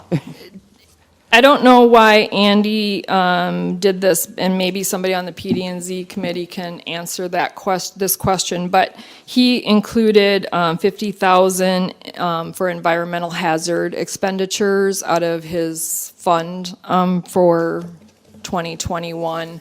And they used to do that a long time ago before I got here. And they haven't done it the last couple of years, or they haven't spent it. I know in 2021, it wasn't budgeted, and in 2019, they didn't use any of those funds. So he actually budgeted that 50,000 again this year, so that helped bump it up. And then the expenditures also went up for LandCon, and Scott's here, he might be able to answer the question a little better than I did, because I called him on this asking, what the heck? So Scott, if I'm wrong in what I'm saying, correct me, but it's an agricultural grant that they were given. There is revenue on the top side to actually correlate to that. So there's the DAT cap that they got, like 82,000 in, and then there's some agricultural grants that actually make up some of that. But if those offset the expenditures, then that's kind of a wash. So the revenues kind of go up a little bit as well, and that's where you're seeing the increase a little bit in the revenues also. But the grant cost in 2020, the expense for that same thing for their cost pool was $267,000, and in 2021 we're up to $489,000. That's a huge, significant jump. That's why you're seeing the big jump there, along with the 50,000 that got budgeted in PD&Z. Okay, and then the last question is, our chairman began in talking about giving the health insurance savings back to the employees. Is that reflected in these numbers that we're looking at? No, it's not, because we just got these numbers back from the health insurance company after we had the budget book put together. Okay. That's why I gave you this to kind of differentiate. I didn't have time to get another whole budget book put back together, unfortunately, in the amount of time we had. Okay, and is that proposed as, like the hazard pay, is that proposed as a lump sum, as a one-time type bonus percentage? Or is it going to be added and then Is it going to be added to the actual wage? That would be actually added to the wage. So we would bump the Carlson-Detman wage study up by 1.5%. Okay, and then But is that in addition? Is that in No, that's only a addition? one-time. Oh, that's only But one it- time? That's only one time, yeah, because we don't have the funding to guarantee up. That's where I'm going with Okay. this. We're getting to two separate items here. That's where I'm going with this. Is it a one-time bonus lump sum? For the health insurance, Right, Yep. increase. that's one-time increase, cost of living. Okay, 'cause That will be there next year, that's not what Need not is the saying. 1.5%. We'll have to figure out how to balance the budget next year. That's what Need is saying, though, is Yep. that it's going to add to it. And that was the other, that's where I'm going with this. The- Is the- this The in a- bonus is a separate altogether, that's one-time payment. For the, which For the bonus are you hazard talking- pay. For the hazard pay, it's For a the hazard one-time pay. bonus. Yep, But the 1.5% salary increase across the board for the cost of living, Yep. that gets added to the Carlson-Detman wage, right? We're bumping that up. that's my And it- understanding. yeah. We're bumping that up to Okay, try so and it's- stay competitive with other counties. Okay, and the 1.5% then is in addition to the normal Step, yes. step that they Yes. would earn? Yes. Yep, Okay, and then how does that compare with people that we just discussed hazard pay? How does that compare with people that are still in a union? Are we still being fair to both branches? And how does that then also affect the elected heads? Because we can't adjust the elected department No. head's salary in the middle of a term. they do not get that. But we have working department heads. You know, they're not figureheads, they're actually working. The ones that would be eligible for the one-time bonus, No, we're not talking about the one-time bonus. I'm talking about if we adjust the 1.5%. the 1.5%, Yep, And they if don't get you're- it. So the 1.5%, Deb, consists of anybody who's eligible. So the people that are not eligible would be those that are in the red line. So they're in that top bracket where we Already. said, you make enough money, we got to get everybody else caught up, right? Yep. The other people that would not be included in this is the elected, because that agreement is made at the time of their election, right? So it Correct. went before Pam and Deb and them were going through their thing. We just passed what their salary is going to be for the next 4 years. Same then with anyone Adam with- and those guys, right? Because And- they're on a and- different. and anyone in a union because their wage is Right. done by The contract. union is being done by the contract, so it doesn't include those, and this does not include LTEs. This just includes the regular, full, and part-time employees that don't fit those other categories. Does that make sense? Yes, and that was what I was looking for clarification on. So potentially, this would be a 1.5% increase. Yep. Across the board, but not really. For the eligible employees, let's just say for Okay. eligible employees. And their normal step on a, per Carlson Detman, on a successful salary review could be, example, 2%. I think that's typically the max, right, Rachel? Max 2 to of- 2.5. Yeah. Okay, so in theory, we're looking at an additional 3.5 to 4% Yes. potentially. Yep. And then how are we going to fund that in 2022? This is Because something. now if you don't give somebody an increase in 2022, they're going to be equally pissed.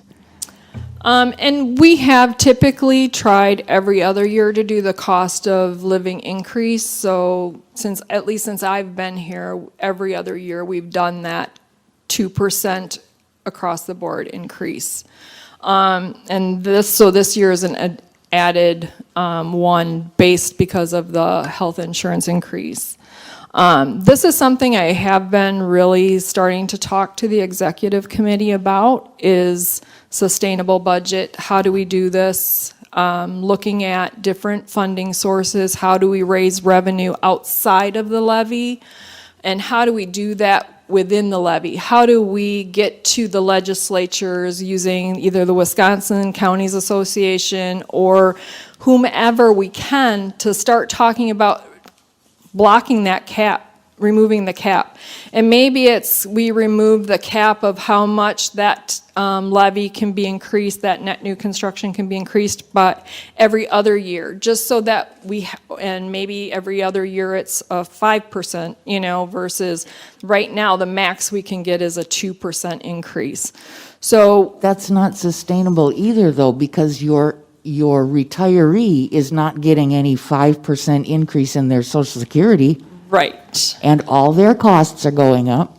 Yep. So Look at the demographics of this county. Yep, How are so we going to the- stop that, Deb? So the other aspect of that is bringing business to this county, and increasing the things that we do here. So if we talk TID, we talk new business, net new construction, what are we doing to increase that? Because that's what's going to drive our levy up. The more we increase that, the more we can do. So, but how does that happen? I mean, we do have to pull in legislative agendas in this. We do have to work with Wisconsin Counties Association. We're not the only county in this situation. Every county is facing this exact same problem. The differential here is that most counties are taking out debt. If we look at even the city, they're at their max on how much debt they can take out. So there's a difference in mentality of what we want to do, and I'm not saying we're right, wrong, indifferent, we're good, bad, whatever it might be. We have what we want to do, but we also have to start thinking, where do we want to be in 5 years? When we look at budget, we look at just this 1 year, typically. This year I had department heads do a 2-year budget. But just like capital projects, we look out 5 years. But how do I know if we keep going how we're going, we're going to always approve 1 year, I get that. But we need to, as a county, start looking at how we're going to fund in 5 years. Is that department going to need another head? Are they not going to need another head? How can we improve processes within the county? There's a lot of processes here that can be fixed. That is 100% given, but that's any business. So how do we change the mentality to say, I'm not necessarily going to lose my job if we cut processes or improve processes, but maybe when I'm hiring and somebody retires or somebody's doing, we let somebody go for behavioral issues, do we really need to replace them? And that's where we have to, as a county, start really looking. And we've started having some of these conversations at the executive committee. They're tough conversations to have on how to do that. So we have to look at maybe how we change things in order to afford this. But when we're looking at employees being paid 10 to 12% behind all the other counties, that's a tough one to bite. And I know all those people in the back that are on county department heads and their staff are here because we love what we do and we're here to serve the public. But we also would like to be paid for what we do. But we do it because we like it, and we're going to stay most of the time based on that. So it's a hard conversation to have, and one I think we need to do. Last year, Brent and I put out a packet to all the departments talking about what programs are you running? Is it state statute? Is it not? What are those things? I think that's one of the things we want to take those this year and really start looking at, what are we funding? Where can we cut? And maybe even some of those state statutes are so old and antiquated. How do we fix that? Because some of the things we do take a lot of extra time and effort based on those state statutes that we're mandated to do. You were talking today about all those ordinances that we have to sit here and listen to, right? I mean, that's a state statute. We have to do it. But how do we get out of that? And so that's where we have to start pushing the Wisconsin State Legislature, working with the Wisconsin Counties Association to get some of that stuff changed. Does that help? I know it doesn't really at this point, A but little, but trying to remove caps, that type of thing, isn't sustainable either, because then you hurt the population that we are supposed to exist to serve. And I completely know. understand that. I live on the outside of this courthouse, so I'm with Yes. you. I don't want my taxes raised either, but we also have to provide the services to the county, and we have a hard time figuring Do we out have where any that limit is. idea, have anybody thought of how we will then fund the following year if we do a 4% increase, theoretically? That's what I keep saying to everybody. We gotta start looking at what we do and what needs to be done and look for efficiencies. I tried last year in one committee I was on to reduce the ag agent to half-time and share with the other counties. I couldn't get it to go through. They wanted to stay with the status quo. Right now, since this COVID started, guess how many times the ag agent has checked out a county car to go see a farmer? Twice? 0. Ooh. And right now, the ag agent is working from home.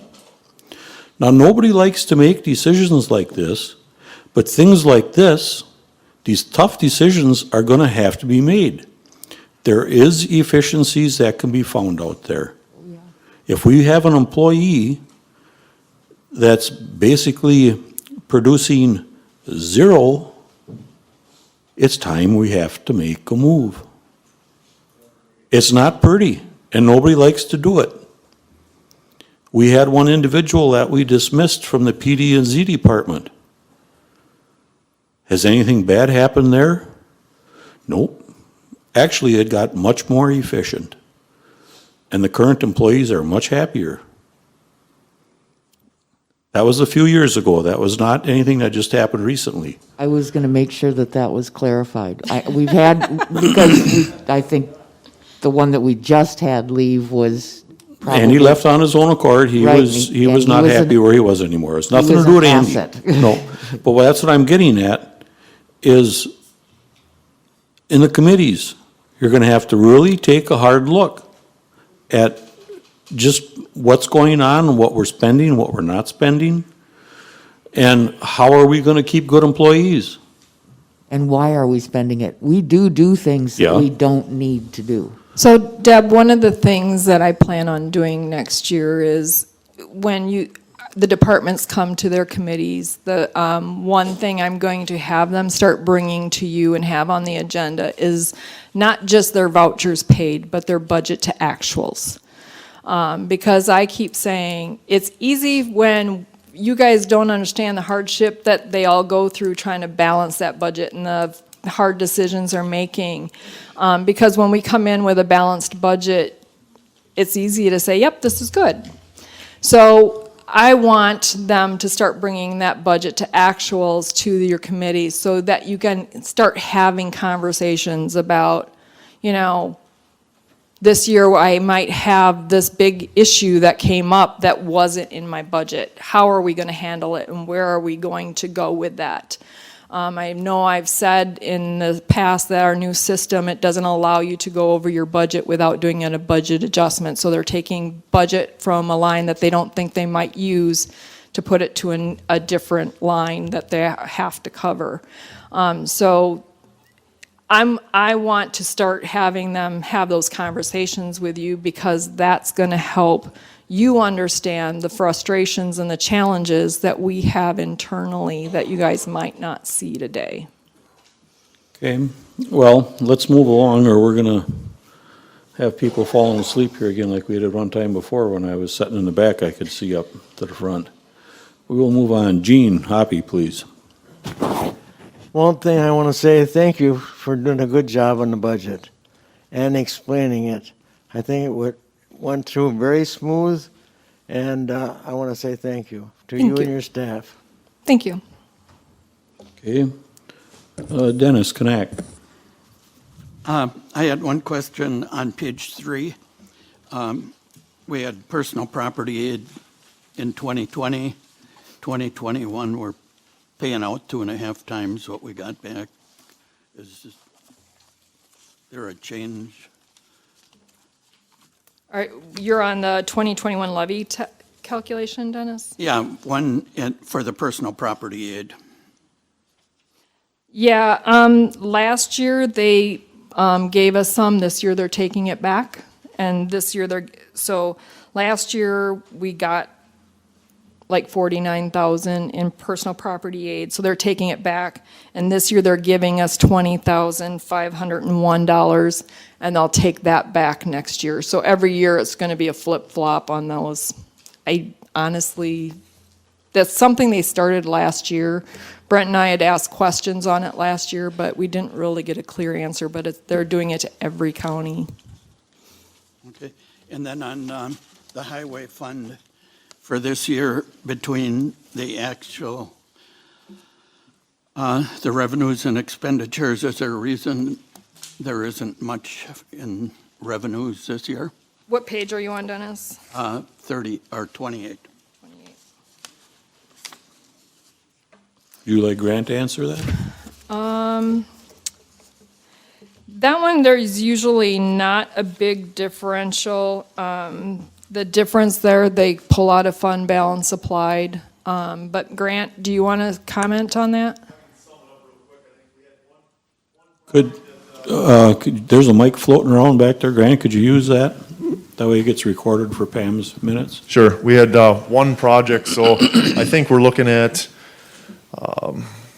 revenue shortfall of roughly, is it 600,000 plus or minus? Then we had one job that we ended up, we had some landowner concerns and we didn't want to go through condemnation. So we had a plan for a project to be completed that we made some adjustments and did not complete that project this year. So basically, that's that one project that we did not complete that would be carried over. Funds were utilized elsewhere. Does that answer your question, Dennis? Anything else, Dennis? No, that was it. Okay, thank you. Sandy Stanky. I'm back to being new again on the board. In the library budget, is there not money that's given now that you own it solely? When you used to own it jointly, we would pay half the bills. Now, the city does contribute something to the revenue, correct? No. Nope. Nope, Do not. it is fully 100% funded by the county now. Okay, so no revenue is paid to that fund to keep going? Right. Okay. That was my. You can put that on the city's agenda for the next meeting if you want. No, we're fine with that, you know, we gave you a really good deal on that building. So the other question I have is on page 25, we have the tribal gaming funds, the 89,000. Is that only for a certain amount of years? If I remember right, wasn't that in corporation of, I don't think so. I don't think so. Is it, Kathy, maybe you can answer that a little better? wasn't that a 10-year thing where we said we weren't going to contest anything, and they said, well, we'll do this for up to 10 years? As long as they keep sending the check, I wouldn't question it. Well, I'm just questioning it because not, you know, maybe this year they pay it, and then next And year. that's, and I believe that's only the whole chunk. Yeah, that's just, we get a fixed amount per acre for land that the Ho-Chunks have in trust in Shawano County ad infinitum. Okay, and that's infinite? Because I know we had. Yeah, well, to deal it's with other 25 times. years, but it's been renewed and renewed. So Okay. they have about 89 acres of property in trust, and we get $1,000 an acre, I believe it is. It actually went up though. 82.5 is Yeah. what we get every year. Yeah, so that's where that comes from, if that answers your Okay, question. yeah, because I was just wondering if that was a reoccurring and it's going to keep occurring for endless, hopefully. Yeah, seems like it's going to continue on. Okay. And then my last question is, all right, I own a $100,000 home in Shawano County. How is this going to affect my payment of taxes? So it's 39 cents per 1,000. So So $39 for a Yeah. $100,000 home. Yeah. That's where I wanted to go with, so people know what they're going to be paying. Yep, so county standpoint, their taxes are going down. I can't speak for the city or anybody else, but countywide, we are reducing taxes. Okay, thank you. Okay. Joe Miller. Thank you, Mr. Chairman. I wasn't going to say anything, but you opened up the door. I gotta respond to your comments regarding the ag agent. You understand a bulk of her salary, or a lot of her salary, is state funding, and she works for the University of Wisconsin Extension, which is currently under order as to where and what they can do. So my fellow board members need to understand that. And any heartburn that related to that egg extension or the extension department, or, please come to the next egg committee meeting, which, yes, I served on with you, and I appreciate everything you did. But any heartburn you got, maybe you could bring it to the committee there, and we can certainly discuss it. Thank you. Well, I just use that as an example, Joe, because that's what has to be done. Every committee has to look at and see where they can save some money. Yeah, but I understand that, but please, I'll just Yep. put it to you simple. I don't think that particular person deserves to be thrown under a bus. Well, she was pretty close and it was pretty easy. I'm sorry, I guess. I had to do it, though. We're good, Tom. Terry Tipton, Aaron Damero. How is COVID factored into the next budget? I had a conversation today with a staff member and the clerk of courts, and it sounded like payments of fines and fees are down. And is this across the board, that type of revenue across the county for services that we provide? Is that down, and is that factored into next year's budget? Or is it business as usual? Let's hope that everything turns out okay. There is some change. So this year, while the clerk of court's office might have been down in fines and forfeitures, PD&Z had a stellar year with people buying permits and everything else because they were home doing home projects, right? So we've gone in thinking we're going to do budget status quo like we've always done it, because it is your best guess. Who knows when COVID is really going to be over, but we've got to go in with our best guess, look at our past trends. I think some people were somewhat conservative in some of their numbers based on COVID, but we're going with best guess scenario, Aaron. Are we budgeting extra money for jail healthcare because of COVID? Greg, do you want to respond to that?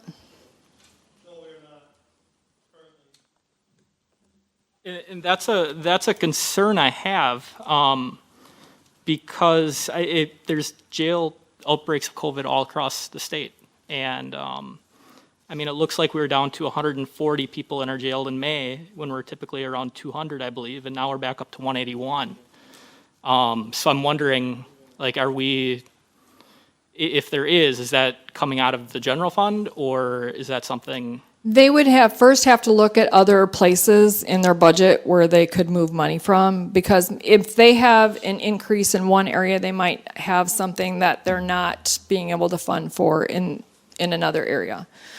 So we move budget within their specific budget at first. And that's where I'm talking, we're going to have them start bringing the budget to actuals, because if that happens, you're going to know about it up front. We can start having conversations about how we're going to fund that sooner.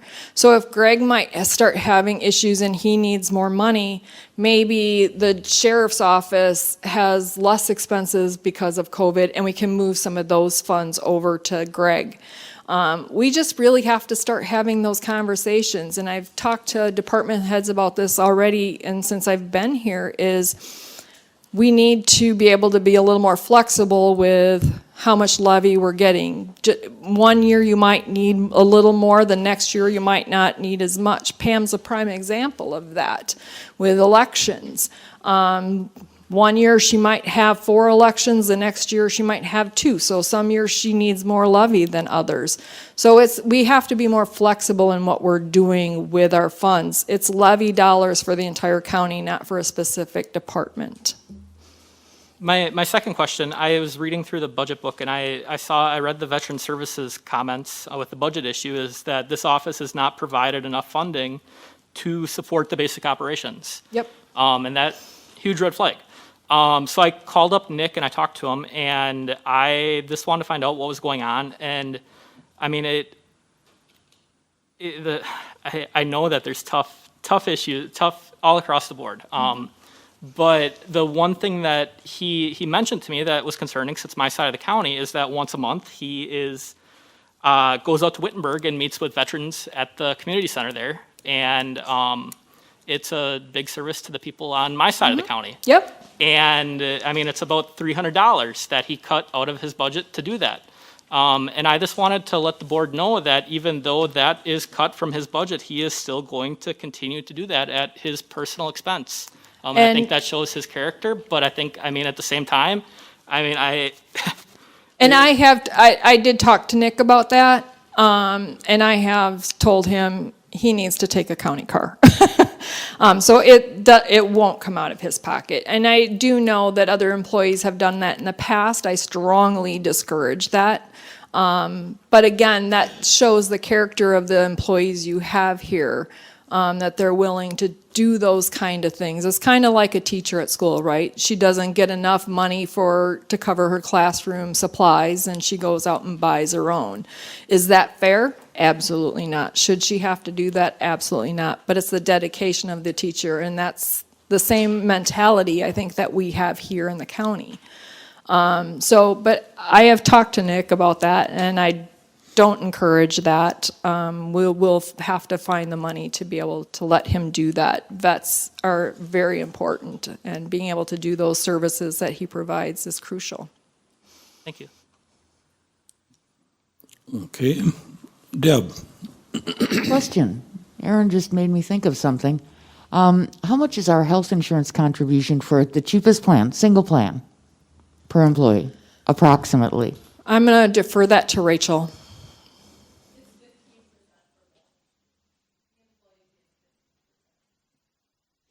Which equates to, on a single plan,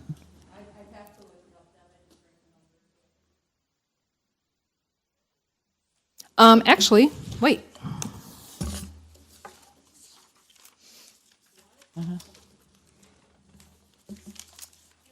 I think I have a copy of it. So on the plan 2 that we're going with, for a single plan, the employee's cost is $100.54. The employer pays $569.76 of that. okay, $569.76 per month, Yes. per month. I'm That sorry? would cover Nick running out to Wittenberg, wouldn't it? And then some, because he's not on our health insurance, he's through the veterans. So why wouldn't we take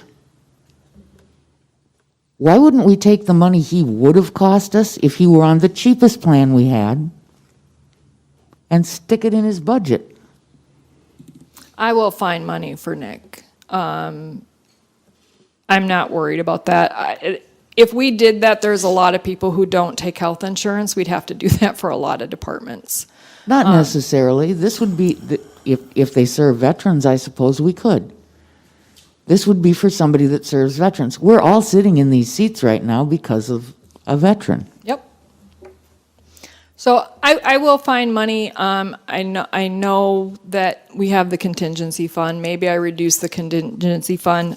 When I proposed that, gave you the differential in the health insurance to the salary increase, I have $4,522 that I said we could put back to the general fund. I can take some of that and give it to Nick to put in his But this is budget to cover This is a that. serious ongoing question, though, as far as the health insurance. Even if we cut the $69.76 off and just made it a flat $500 that we would credit to the veterans service officers' budget, because they don't take health insurance, and it's an expense that But we that's- would have to pay with any other employee. But But the that goes difference- back to, Deb. I asked Brent already when he was here, if we could start offering to pay employees to not take our health insurance, to take, say, like their spouse's The health spouses, insurance. Yes. Yep.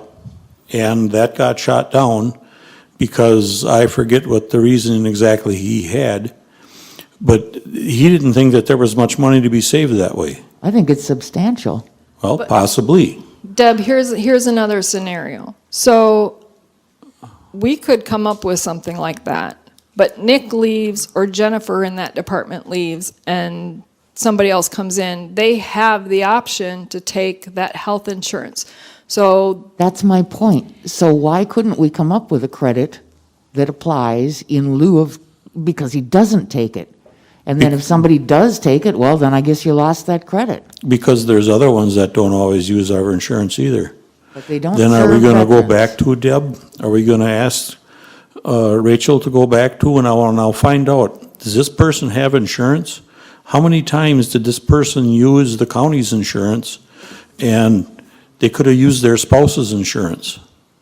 And do we give them money back to their department or more money to that employee? You can't start looking at one individual case and handle everything on a case-by-case basis. You gotta have a policy for across the board. Well, I think that's part of our problem, is we got to do it the way we always did. I don't Well, think that we might would. sound nice, Deb, but it can't be. You can't not run something like this by saying, well, now this guy here is gonna get this woman over here is gonna get that. It'd never happen. I think the one thing, we're not going to be able to solve that whole problem today, right? So we will have to have some serious conversations this next year, because I really do feel we need to hit some kind of agreement on how we're going to get to a sustainable budget. But for now, to solve Nick's problem that Aaron brought up, I would recommend pulling $500 from this $4,500 and saying that goes to Nick's budget to help with that. And he should start with his committee. And his committee, if they would have known that he was short that, maybe they would have put that in there. I don't know exactly what happened, and I'm not trying to pick on anybody or anything, but that's where that should have started, would have been with the committee. And, well, maybe we would have gave it to him. And when we found out at admin that we had extra, we could have gave it to him possibly. But we can't start today taking one person's health insurance and giving it to that department, and we'd never get done. It'd never happen. I think the extra health insurance that you want to distribute as a one-time bonus, I think you could take the money that he's short out and put it in Nick's budget. That would accomplish the same thing. So then everything has to be recalculated again. Probably, that's why we spend so much on computers. No. We'll move on. Kathy? What we have before us today, the budget, is a working document. Is my mic on?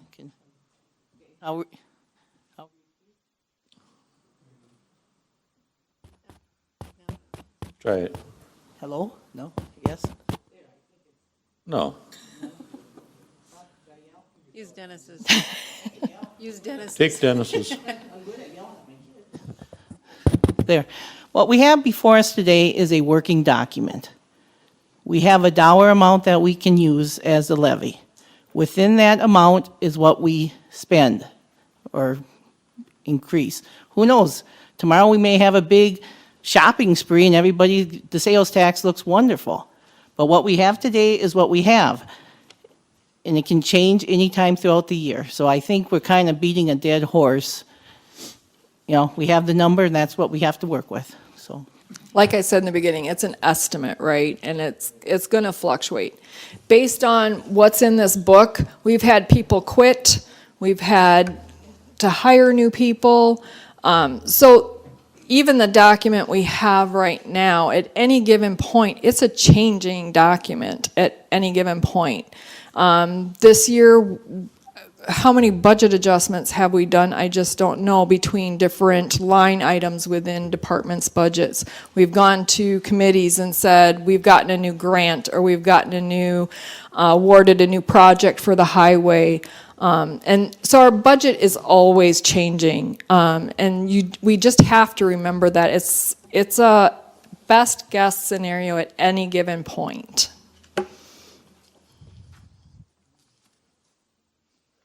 Okay, I see no other requests to speak. Therefore, we shall move on. I believe we can just close the hearing then, Tony? We don't have to vote? Nothing to vote on now. We just No.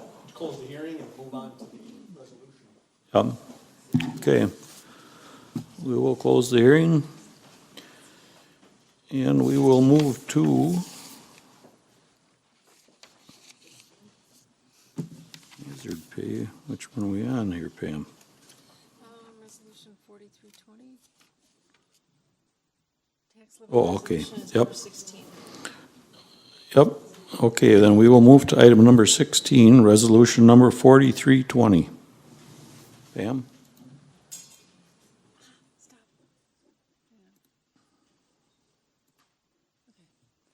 To approve the tax levy for 2020 collected in 2021. Now therefore be it resolved by the Shawano County Board of Supervisors in session this 28th day of October 2020 that the 2021 budget appropriations in the sum and for the purposes hereinafter set forth in the Shawano County 2021 budget are hereby adopted. Be it further resolved that the following be and is hereby declared the tax levy for 2020 collected in 2021. There is levied upon the taxable property of Shawano County the sum of $17,297,836 for county expenses. Grand total of all taxes, $17,297,836. Submitted by the Executive Committee. Is there a motion to approve? Motion by Aaron Damrell, seconded by Kevin Conrad. Are there any questions or any discussion? I think we pretty much beat it to death already. So I guess if you are in favor of resolution number 43-20, you would vote yes. If you are opposed, you would vote no.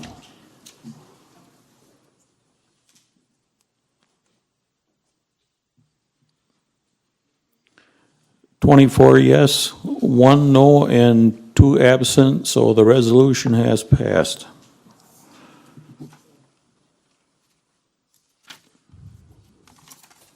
Ready, Pam? We didn't do 17 yet, did we? No. Item 17. 17 The hazard pay. That's the one that we did. We did do that, yeah. That's the one they had a lot of discussion. Yep. Okay, yep, we are up to item number 18 then, resolution number 45-20. To approve upgrading the roll call and RTS Pro software to improve the voting, agenda, and audio capabilities in the county boardroom as a covered expense under the CARES Act. Now therefore be it resolved by the Shawano County Board of Supervisors in session this 28th day of October 2020 that the Shawano County Board hereby approves utilizing Open Meeting Technology, LLC, to provide the roll call and RTS Pro software upgrade to enhance the voting, agenda, and audio system in the county boardroom at a cost of up to $16,470 to be overseen by the Shawano County Technology Services Department in conjunction with Executive Committee, with such funding to be paid for or reimbursed by the CARES Act funding, submitted by the Executive Committee. Is there a motion to approve? Motion by Mark Boland, seconded by Gene Hoppy. I'll let Matt explain this to you, the chain that got us to this point, basically. So earlier this year, our current system, roll call systems, has been bought out by Open Meeting Technologies LLC. And they have their own platform, Meeting Manager, and that's what we want to transition to. They are crediting our initial purchase for a roll call and our prepaid 4 years of annual fees. So that's kind of what happened. It got bought out. They will support it as is, but there will be no extra, any upgrades, any fixes for it, stability issues. That's kind of all just gonna be as is. The new platform, they're investing a lot of money into to make that stability come back. And plus, we get a credit from the previous purchase, so that's a help. And if we move to the new system, there's a much better chance that we can eliminate some of the devices that we have, and it has a good chance that we can vote on our iPads, correct? Yes, that's one of the options. Eventually, not next meeting. But that's one of the options, to eliminate one of the devices so everything can be on one device. Basically, the company that we bought this from sold out. So, and the competitor that bought them wants us to use his system. So he's gonna credit us everything we paid so far for this one towards purchasing his. And we can, use this, we are told, through the COVID money. So, One thing to note too on this is if we don't buy this and get this paid through COVID, if we keep on the same platform we're on, there's no guarantee that we'd get the credits. I mean, they wouldn't probably give us the credit when we actually had to upgrade after the 4 years of maintenance that we're getting back. So we would then have to pay full price for this package at that point, where now, if we do it now, we're gonna get it free through the COVID Act, so. and if it's like anything else that's technology, they'll stop supporting it, and then we'll have to buy it anyway. We'll have to get rid of this one and go to the new one. Yeah, in 4 years, they already said they won't support it anymore. So this is a chance to try and use some of the COVID money if we can, and no cost to the county then. Any questions? Aaron? Yeah, keep talking. I just have a comment on how we're spending COVID money here. I practice in Wapaka County and Langley County, and I practice here, and we have some of the poorest courtroom technology for remote appearances.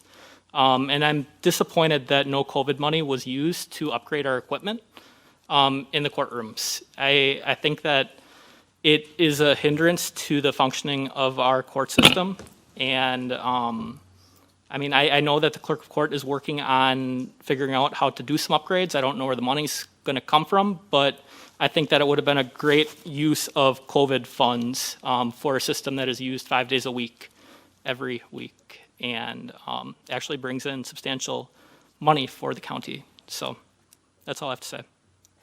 Okay. Dennis Knack. My question was how this is related to COVID.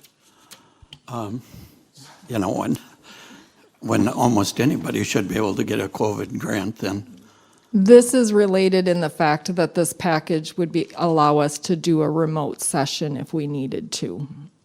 So if this pandemic doesn't die down and the court, and you guys decided that you didn't want to be in this courtroom or in this boardroom, you would then be able to do it remote through this package. So that's how it's COVID related.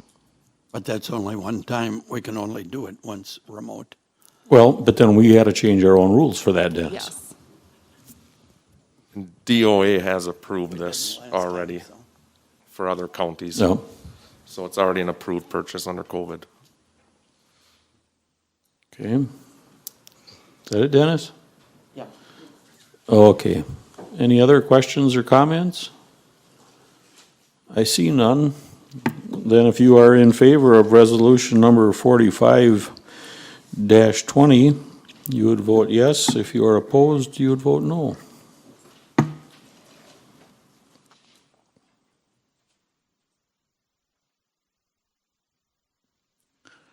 Twenty-three yes, 2 no, and 2 absent. The resolution is passed. Item number 19, annual reports. We have the TS report in front of us, and that'll be placed on file. If anybody has any questions or on it, you can contact Steve Hansen, the director. Next item would be number 20, report by Finance Committee on general accounts. Approve the general accounts for August in the amount of $10,965,789.99, and September $267,727.43, for a grand total of $11,233,517.42. Is there a motion to approve? Motion by Steve Geetz, seconded by Gene Hoppy. Is there any questions or comments? Seeing none, if you are in favor of, we can't, yeah, we got to vote on this, yeah. If you are in favor of paying the general accounts and claims, you would vote yes.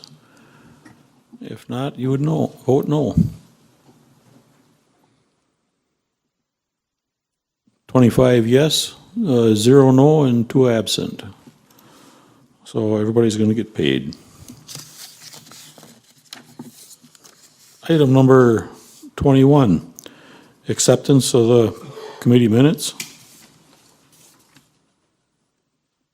Motion to approve, motion by Kevin, seconded by Joe Miller. Any questions or comments? Seeing none, we can do this by acclamation, I believe. All those in favor say aye. Aye. Opposed, same sign, motion carried. Okay. Number 22, a special order or appointments. We have one for the library board to appoint Cindy Otto to fill the school board representative vacancy for the Shawano Library, term to expire in January of 2021. And can we do the nutrition count? No, we should do them separate, not Tony? Separate. Should be separate. Is there a motion to approve Cindy Otto? Motion by Randy Young, seconded by Milt Markwart. We can also do this by acclamation. Is there any discussion? I see none. If those in favor of appointing Cindy Otto, say aye. Aye. Opposed, same sign. Motion carried.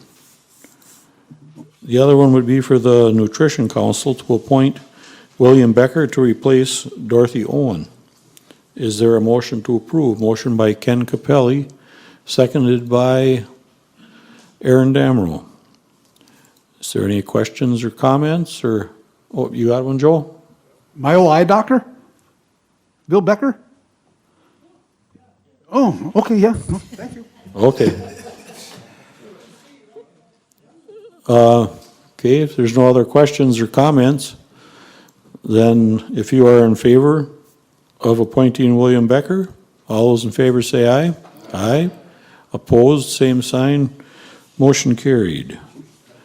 Item number 23, board member comments or new business to be considered at future board meetings. Gene. I got one call just recently about what are we going to do with the Second Amendment? If you can tell me, Gene, when everybody's going to be happy to do it and when the COVID is going to kind of die down, Okay. we'll do it. I just want an answer to get back to. Yep, I don't know what else to answer to give anybody, Gene. We kind of been stalling it and putting it off in the summertime because of the COVID. And now when I was going to do it last month, then it hit really bad. There's no right answer of when to do that, I guess. Okay, sounds So I'll good. just, Yeah. I'm going to stall a few more months here, or a month or two, and eventually we'll do it. We'll run her through. Thank you very much, because I thought maybe you had something in mind. Yep. Arlen Tober. Yes, I have a question and also a comment. The question is, when you talked before about Dittman Carlson or that group, how did we get so far behind? Was it they not giving us the right figures, or we just didn't go along with giving enough wages? I don't have a direct answer for that, Arlen, but in my opinion, in the last like 3-4 years, there has been the baby boomers are retiring. And not only that, I'm sorry to say, there's a lot of people, and it seems to me a good surplus of them, that really don't care if they have a job or not. There's labor shortages all over. Grant can hardly keep enough people at the highway department. And it's not just wages, to find somebody that's qualified and willing to work. Because I believe that one time I heard that Oconto County raised 12% or something. Something That in I would have order. to And, check and see if they did or not, but I mean, how can you keep up with something? I don't know, if it's Arlen. true? I don't know the exact answer to that. Yeah. If I did, I'd have a crystal ball and I wouldn't be sitting here using it, But sorry. I think we should look into it, to have the executive committee really sit down and look into that reason why we should be losing so many people. If the other counties can afford it, what are we doing wrong? Well, that's why, I'll go back on my soapbox, we gotta really look at our whole operation. Okay, and then my comment was, I was to last Thursday, well, I wasn't to it, but I was on the phone, at Wisconsin Counties Association Steering Committee of Taxation and Personnel and Finance.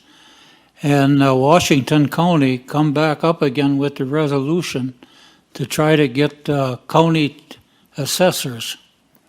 And it was defeated by 22-8, but yet it's going to be coming back because they want to hear from the townships and the municipalities what they think of them. I know most of us that was at, or virtually at the meeting, figured that we're actually taking something away from the towns again, because they're doing that work close down. But Washington and Department of Revenue, they would really like to have all counties assessors. But they says you cannot spend any more than what it's costing now to do the assessment with the townships and the cities and that. What their cost is, you cannot go over that. So I don't know how Shawano County can put in a whole department with that assessing business and come up cheaper than that. Because the towns, I think, are doing it about as reasonable as you can get it. Mm-hmm. Smaller the better. Because next they would probably want state assessors then, appointed by them. Thank you, Arlen. Aaron, Daniel. Just a comment that I think that the county board should be on its radar at least is, again, the jail with COVID. I know I brought this up before, but we were down to about 140 population in the month of May. Other jails are having COVID, and I am concerned about the healthcare costs of an outbreak in our jail. And I am wondering if public safety was impacted when we did have people on ankle monitor. But I think that any type of, with the high numbers that we have here in our county, on whether or not, what it's going to cost the county if we don't have those conversations between departments on protecting public safety and the county's budget with the jail and finance and the judges and the DA's office. And I don't think that those conversations have been happening, and I think that they should Okay. be, so. Would you like to place that on the next agenda? Think about it, Mark, for public safety. All right, Joel Miller. I'm going to try to keep this brief. It is my time of comment time, so I'm going to comment very briefly on a subject that was before the board earlier that I did comment on. That, I think I've said enough about the rhetoric coming from elected officials. And not only that, Shawano County, over this past summer, how many times have we made national news in an adverse way? I don't know about the rest of you, but I'm getting kind of tired of this county being a brunt of the joke of the nation. It don't matter what news station you listen to, facts are facts. And we have to recognize some stuff around here. I wholeheartedly agree with you, Mr. Chair, when you said about what we need to do to raise our employees' salaries. Oh, boy, golly, I'll bat 1,000 with you 100%. I don't know if I just made sense of what I just said, but I think the gist is I appreciate it.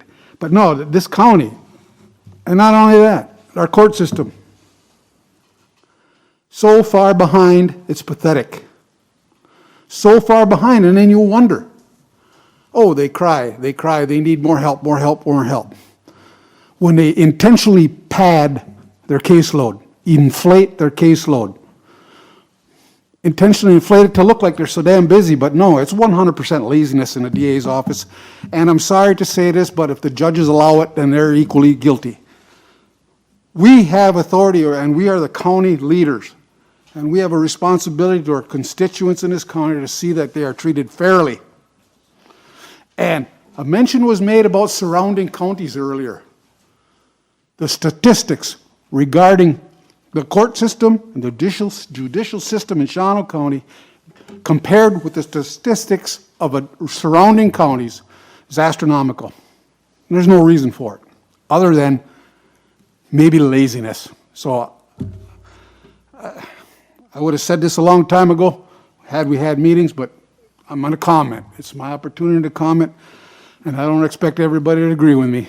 But at least I want to thank everybody for listening to what I had to say about this, and I hope to heck we as a county, the leaders of this county, start looking at taxpayers' money and how they're being abused in these offices around here. Thank you very much. Okay. Sandy, Stinky. Just a couple comments that I'd like to make is with the insurance that we just talked about, people not taking insurance, getting an incentive not to take county insurance. I think that's something for a 2022 budget. Is there a way we can save money by having people not take it for that year? An incentive, will it cost us less or more? So I'd like to see a study or at least somebody check into that to see if it really would make sense. The second thing is about Brent's replacement. I know the city spends a little money to find qualified candidates. I know the county does not do that. They don't really believe in it. But that's how we got Eddie Shepherd, who is wonderful. Him and Brent worked extremely well together. We also got Matt Hendricks through that same company. Wonderful, wonderful park and rec man, and now he's doing building, and look at our park system. You might think we have too many parks, but we've got some of the best parks around and a good venue. We got people coming from all over the state on Thursdays in the summer via COVID. Now this has taken it down, but that are coming hundreds of miles to go to the park. So wouldn't be something to look at is to get a headhunter, as they call them, to maybe find a really good candidate. I found Brent because he was a patient in Green Bay. And I said, Brent, would you be interested? Otherwise, he wouldn't have known to even apply. So sometimes you got to spend a little money to get good quality. Okay, thank you. Yep.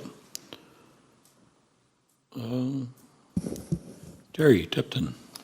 Yes, this morning I had a conversation with Bob Kraus, former guy's chair that I took. He enlightened me that Brent was gone, and I also heard through the grapevine that Andy had left.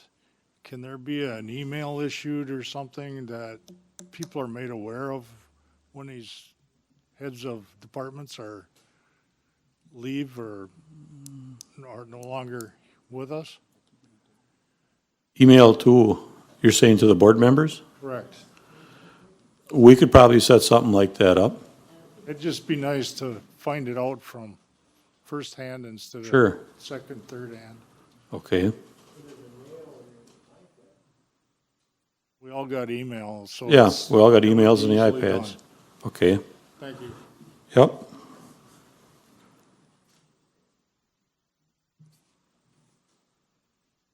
Dennis Knack. I noticed in a couple of board minutes that they're looking at possibly solar power in the county farm. Are we going to be able to keep the board informed without having to go to committee meeting? I noticed it was in the highway committee. That's the last place I'd have probably expected to hear something about, the solar energy on the farm.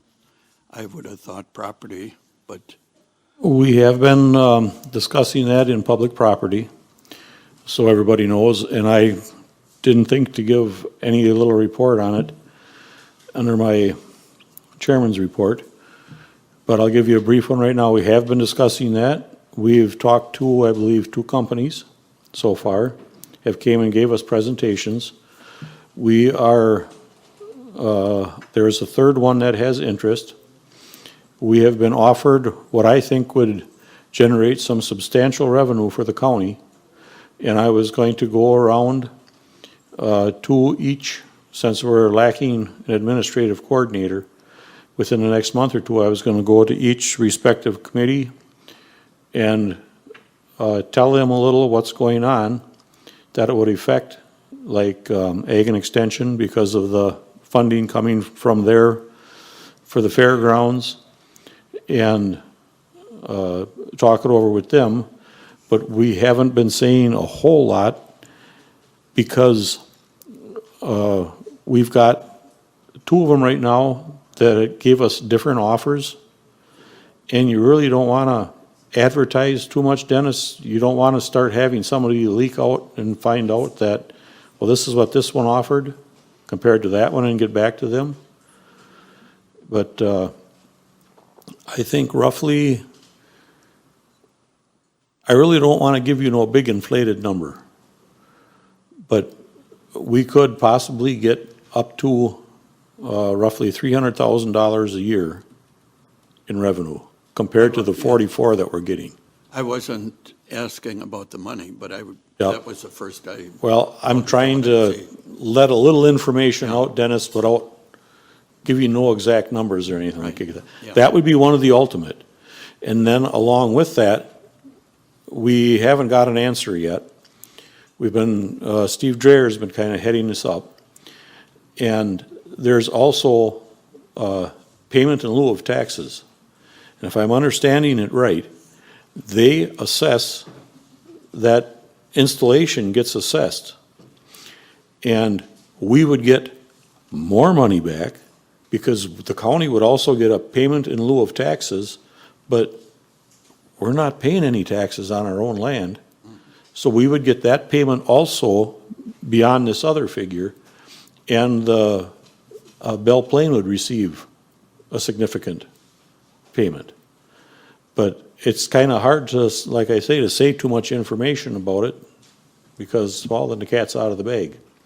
And this all started from one individual, one company called Steve out of the blue, and we have since parted ways with the original one and not had any contact with them anymore because I found out that all that company does is they go around and they find parcels of property and they get them set up, they get the permits, and they auction it off, the rights. Well, then the county would be sitting there. Tony didn't like the language even of the contracts they wanted because they were always worried in their contracts about their heirs, their successors, or whoever their investors were. So we could be dealing with somebody, a different one, every couple months who would own it. And we're trying to find one that would be able to do the project, and we could generate some good revenue for the county because the ATC money is drying up. But then, once we would have something better, then we would have to bring it to the full board and discuss it. But yes, it's definitely being discussed. People in the neighborhood are in favor of it, or Haven't heard any complaints yet. they're aware of it. As they're aware of it as much as anybody else. We haven't really been advertising it too much, but, yeah, we are looking at it. Because we are trying to find some type of stream of revenue to generate revenue for the county.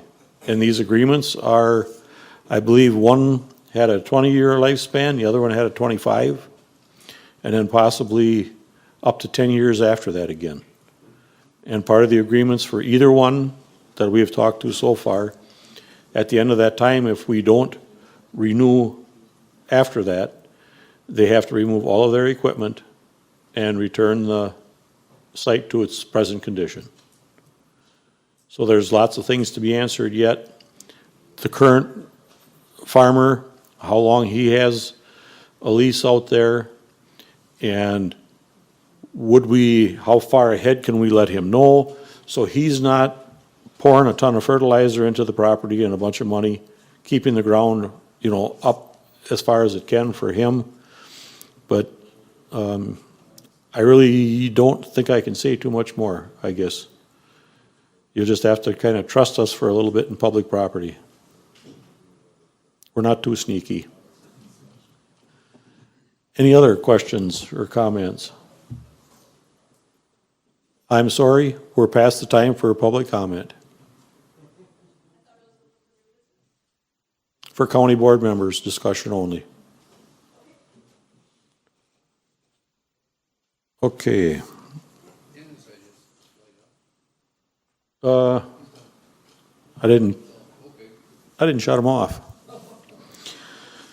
Okay, I guess that takes care of that.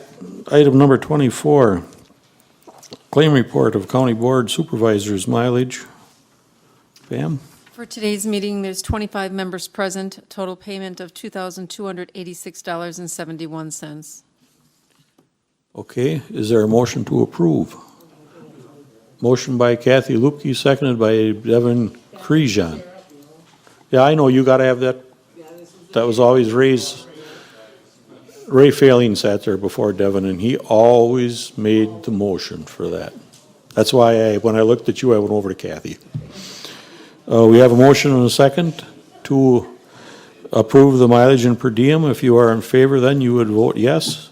If you want to work for free today, I guess you would vote no.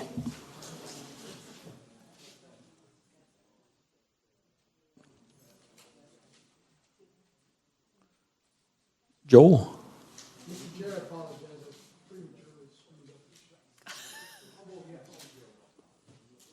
Can we take that, Pam? Oh, okay, he's back on. 25 yes, 0 no, 2 absent. Next meeting date is November 18th, 2020, and I apologize for a longer meeting. Oh, you can stand up, Dick. I ain't gonna take very long. I apologize for being a longer meeting, but stuff has been backing up. And last month, when the numbers really started to explode, well, I didn't think it was maybe best for everybody to be in the room, because it can be passed along, and it's not some fake imaginary thing. I laid in the recliner at home for about 3 days and just ached and hurt, and it's real, but it's on the line of the flu. It does pass and go away, and I didn't want to keep everybody here scrunched up, but. Well, that's maybe some of it too, Jerry, but it wasn't that. I know that's slowly happening, but this was too abrupt. So, with that, a motion to adjourn and we can get out of here. Motion by Joe Miller, seconded by Tess. By acclamation, all those in favor say aye. Aye. Opposed? Let's go.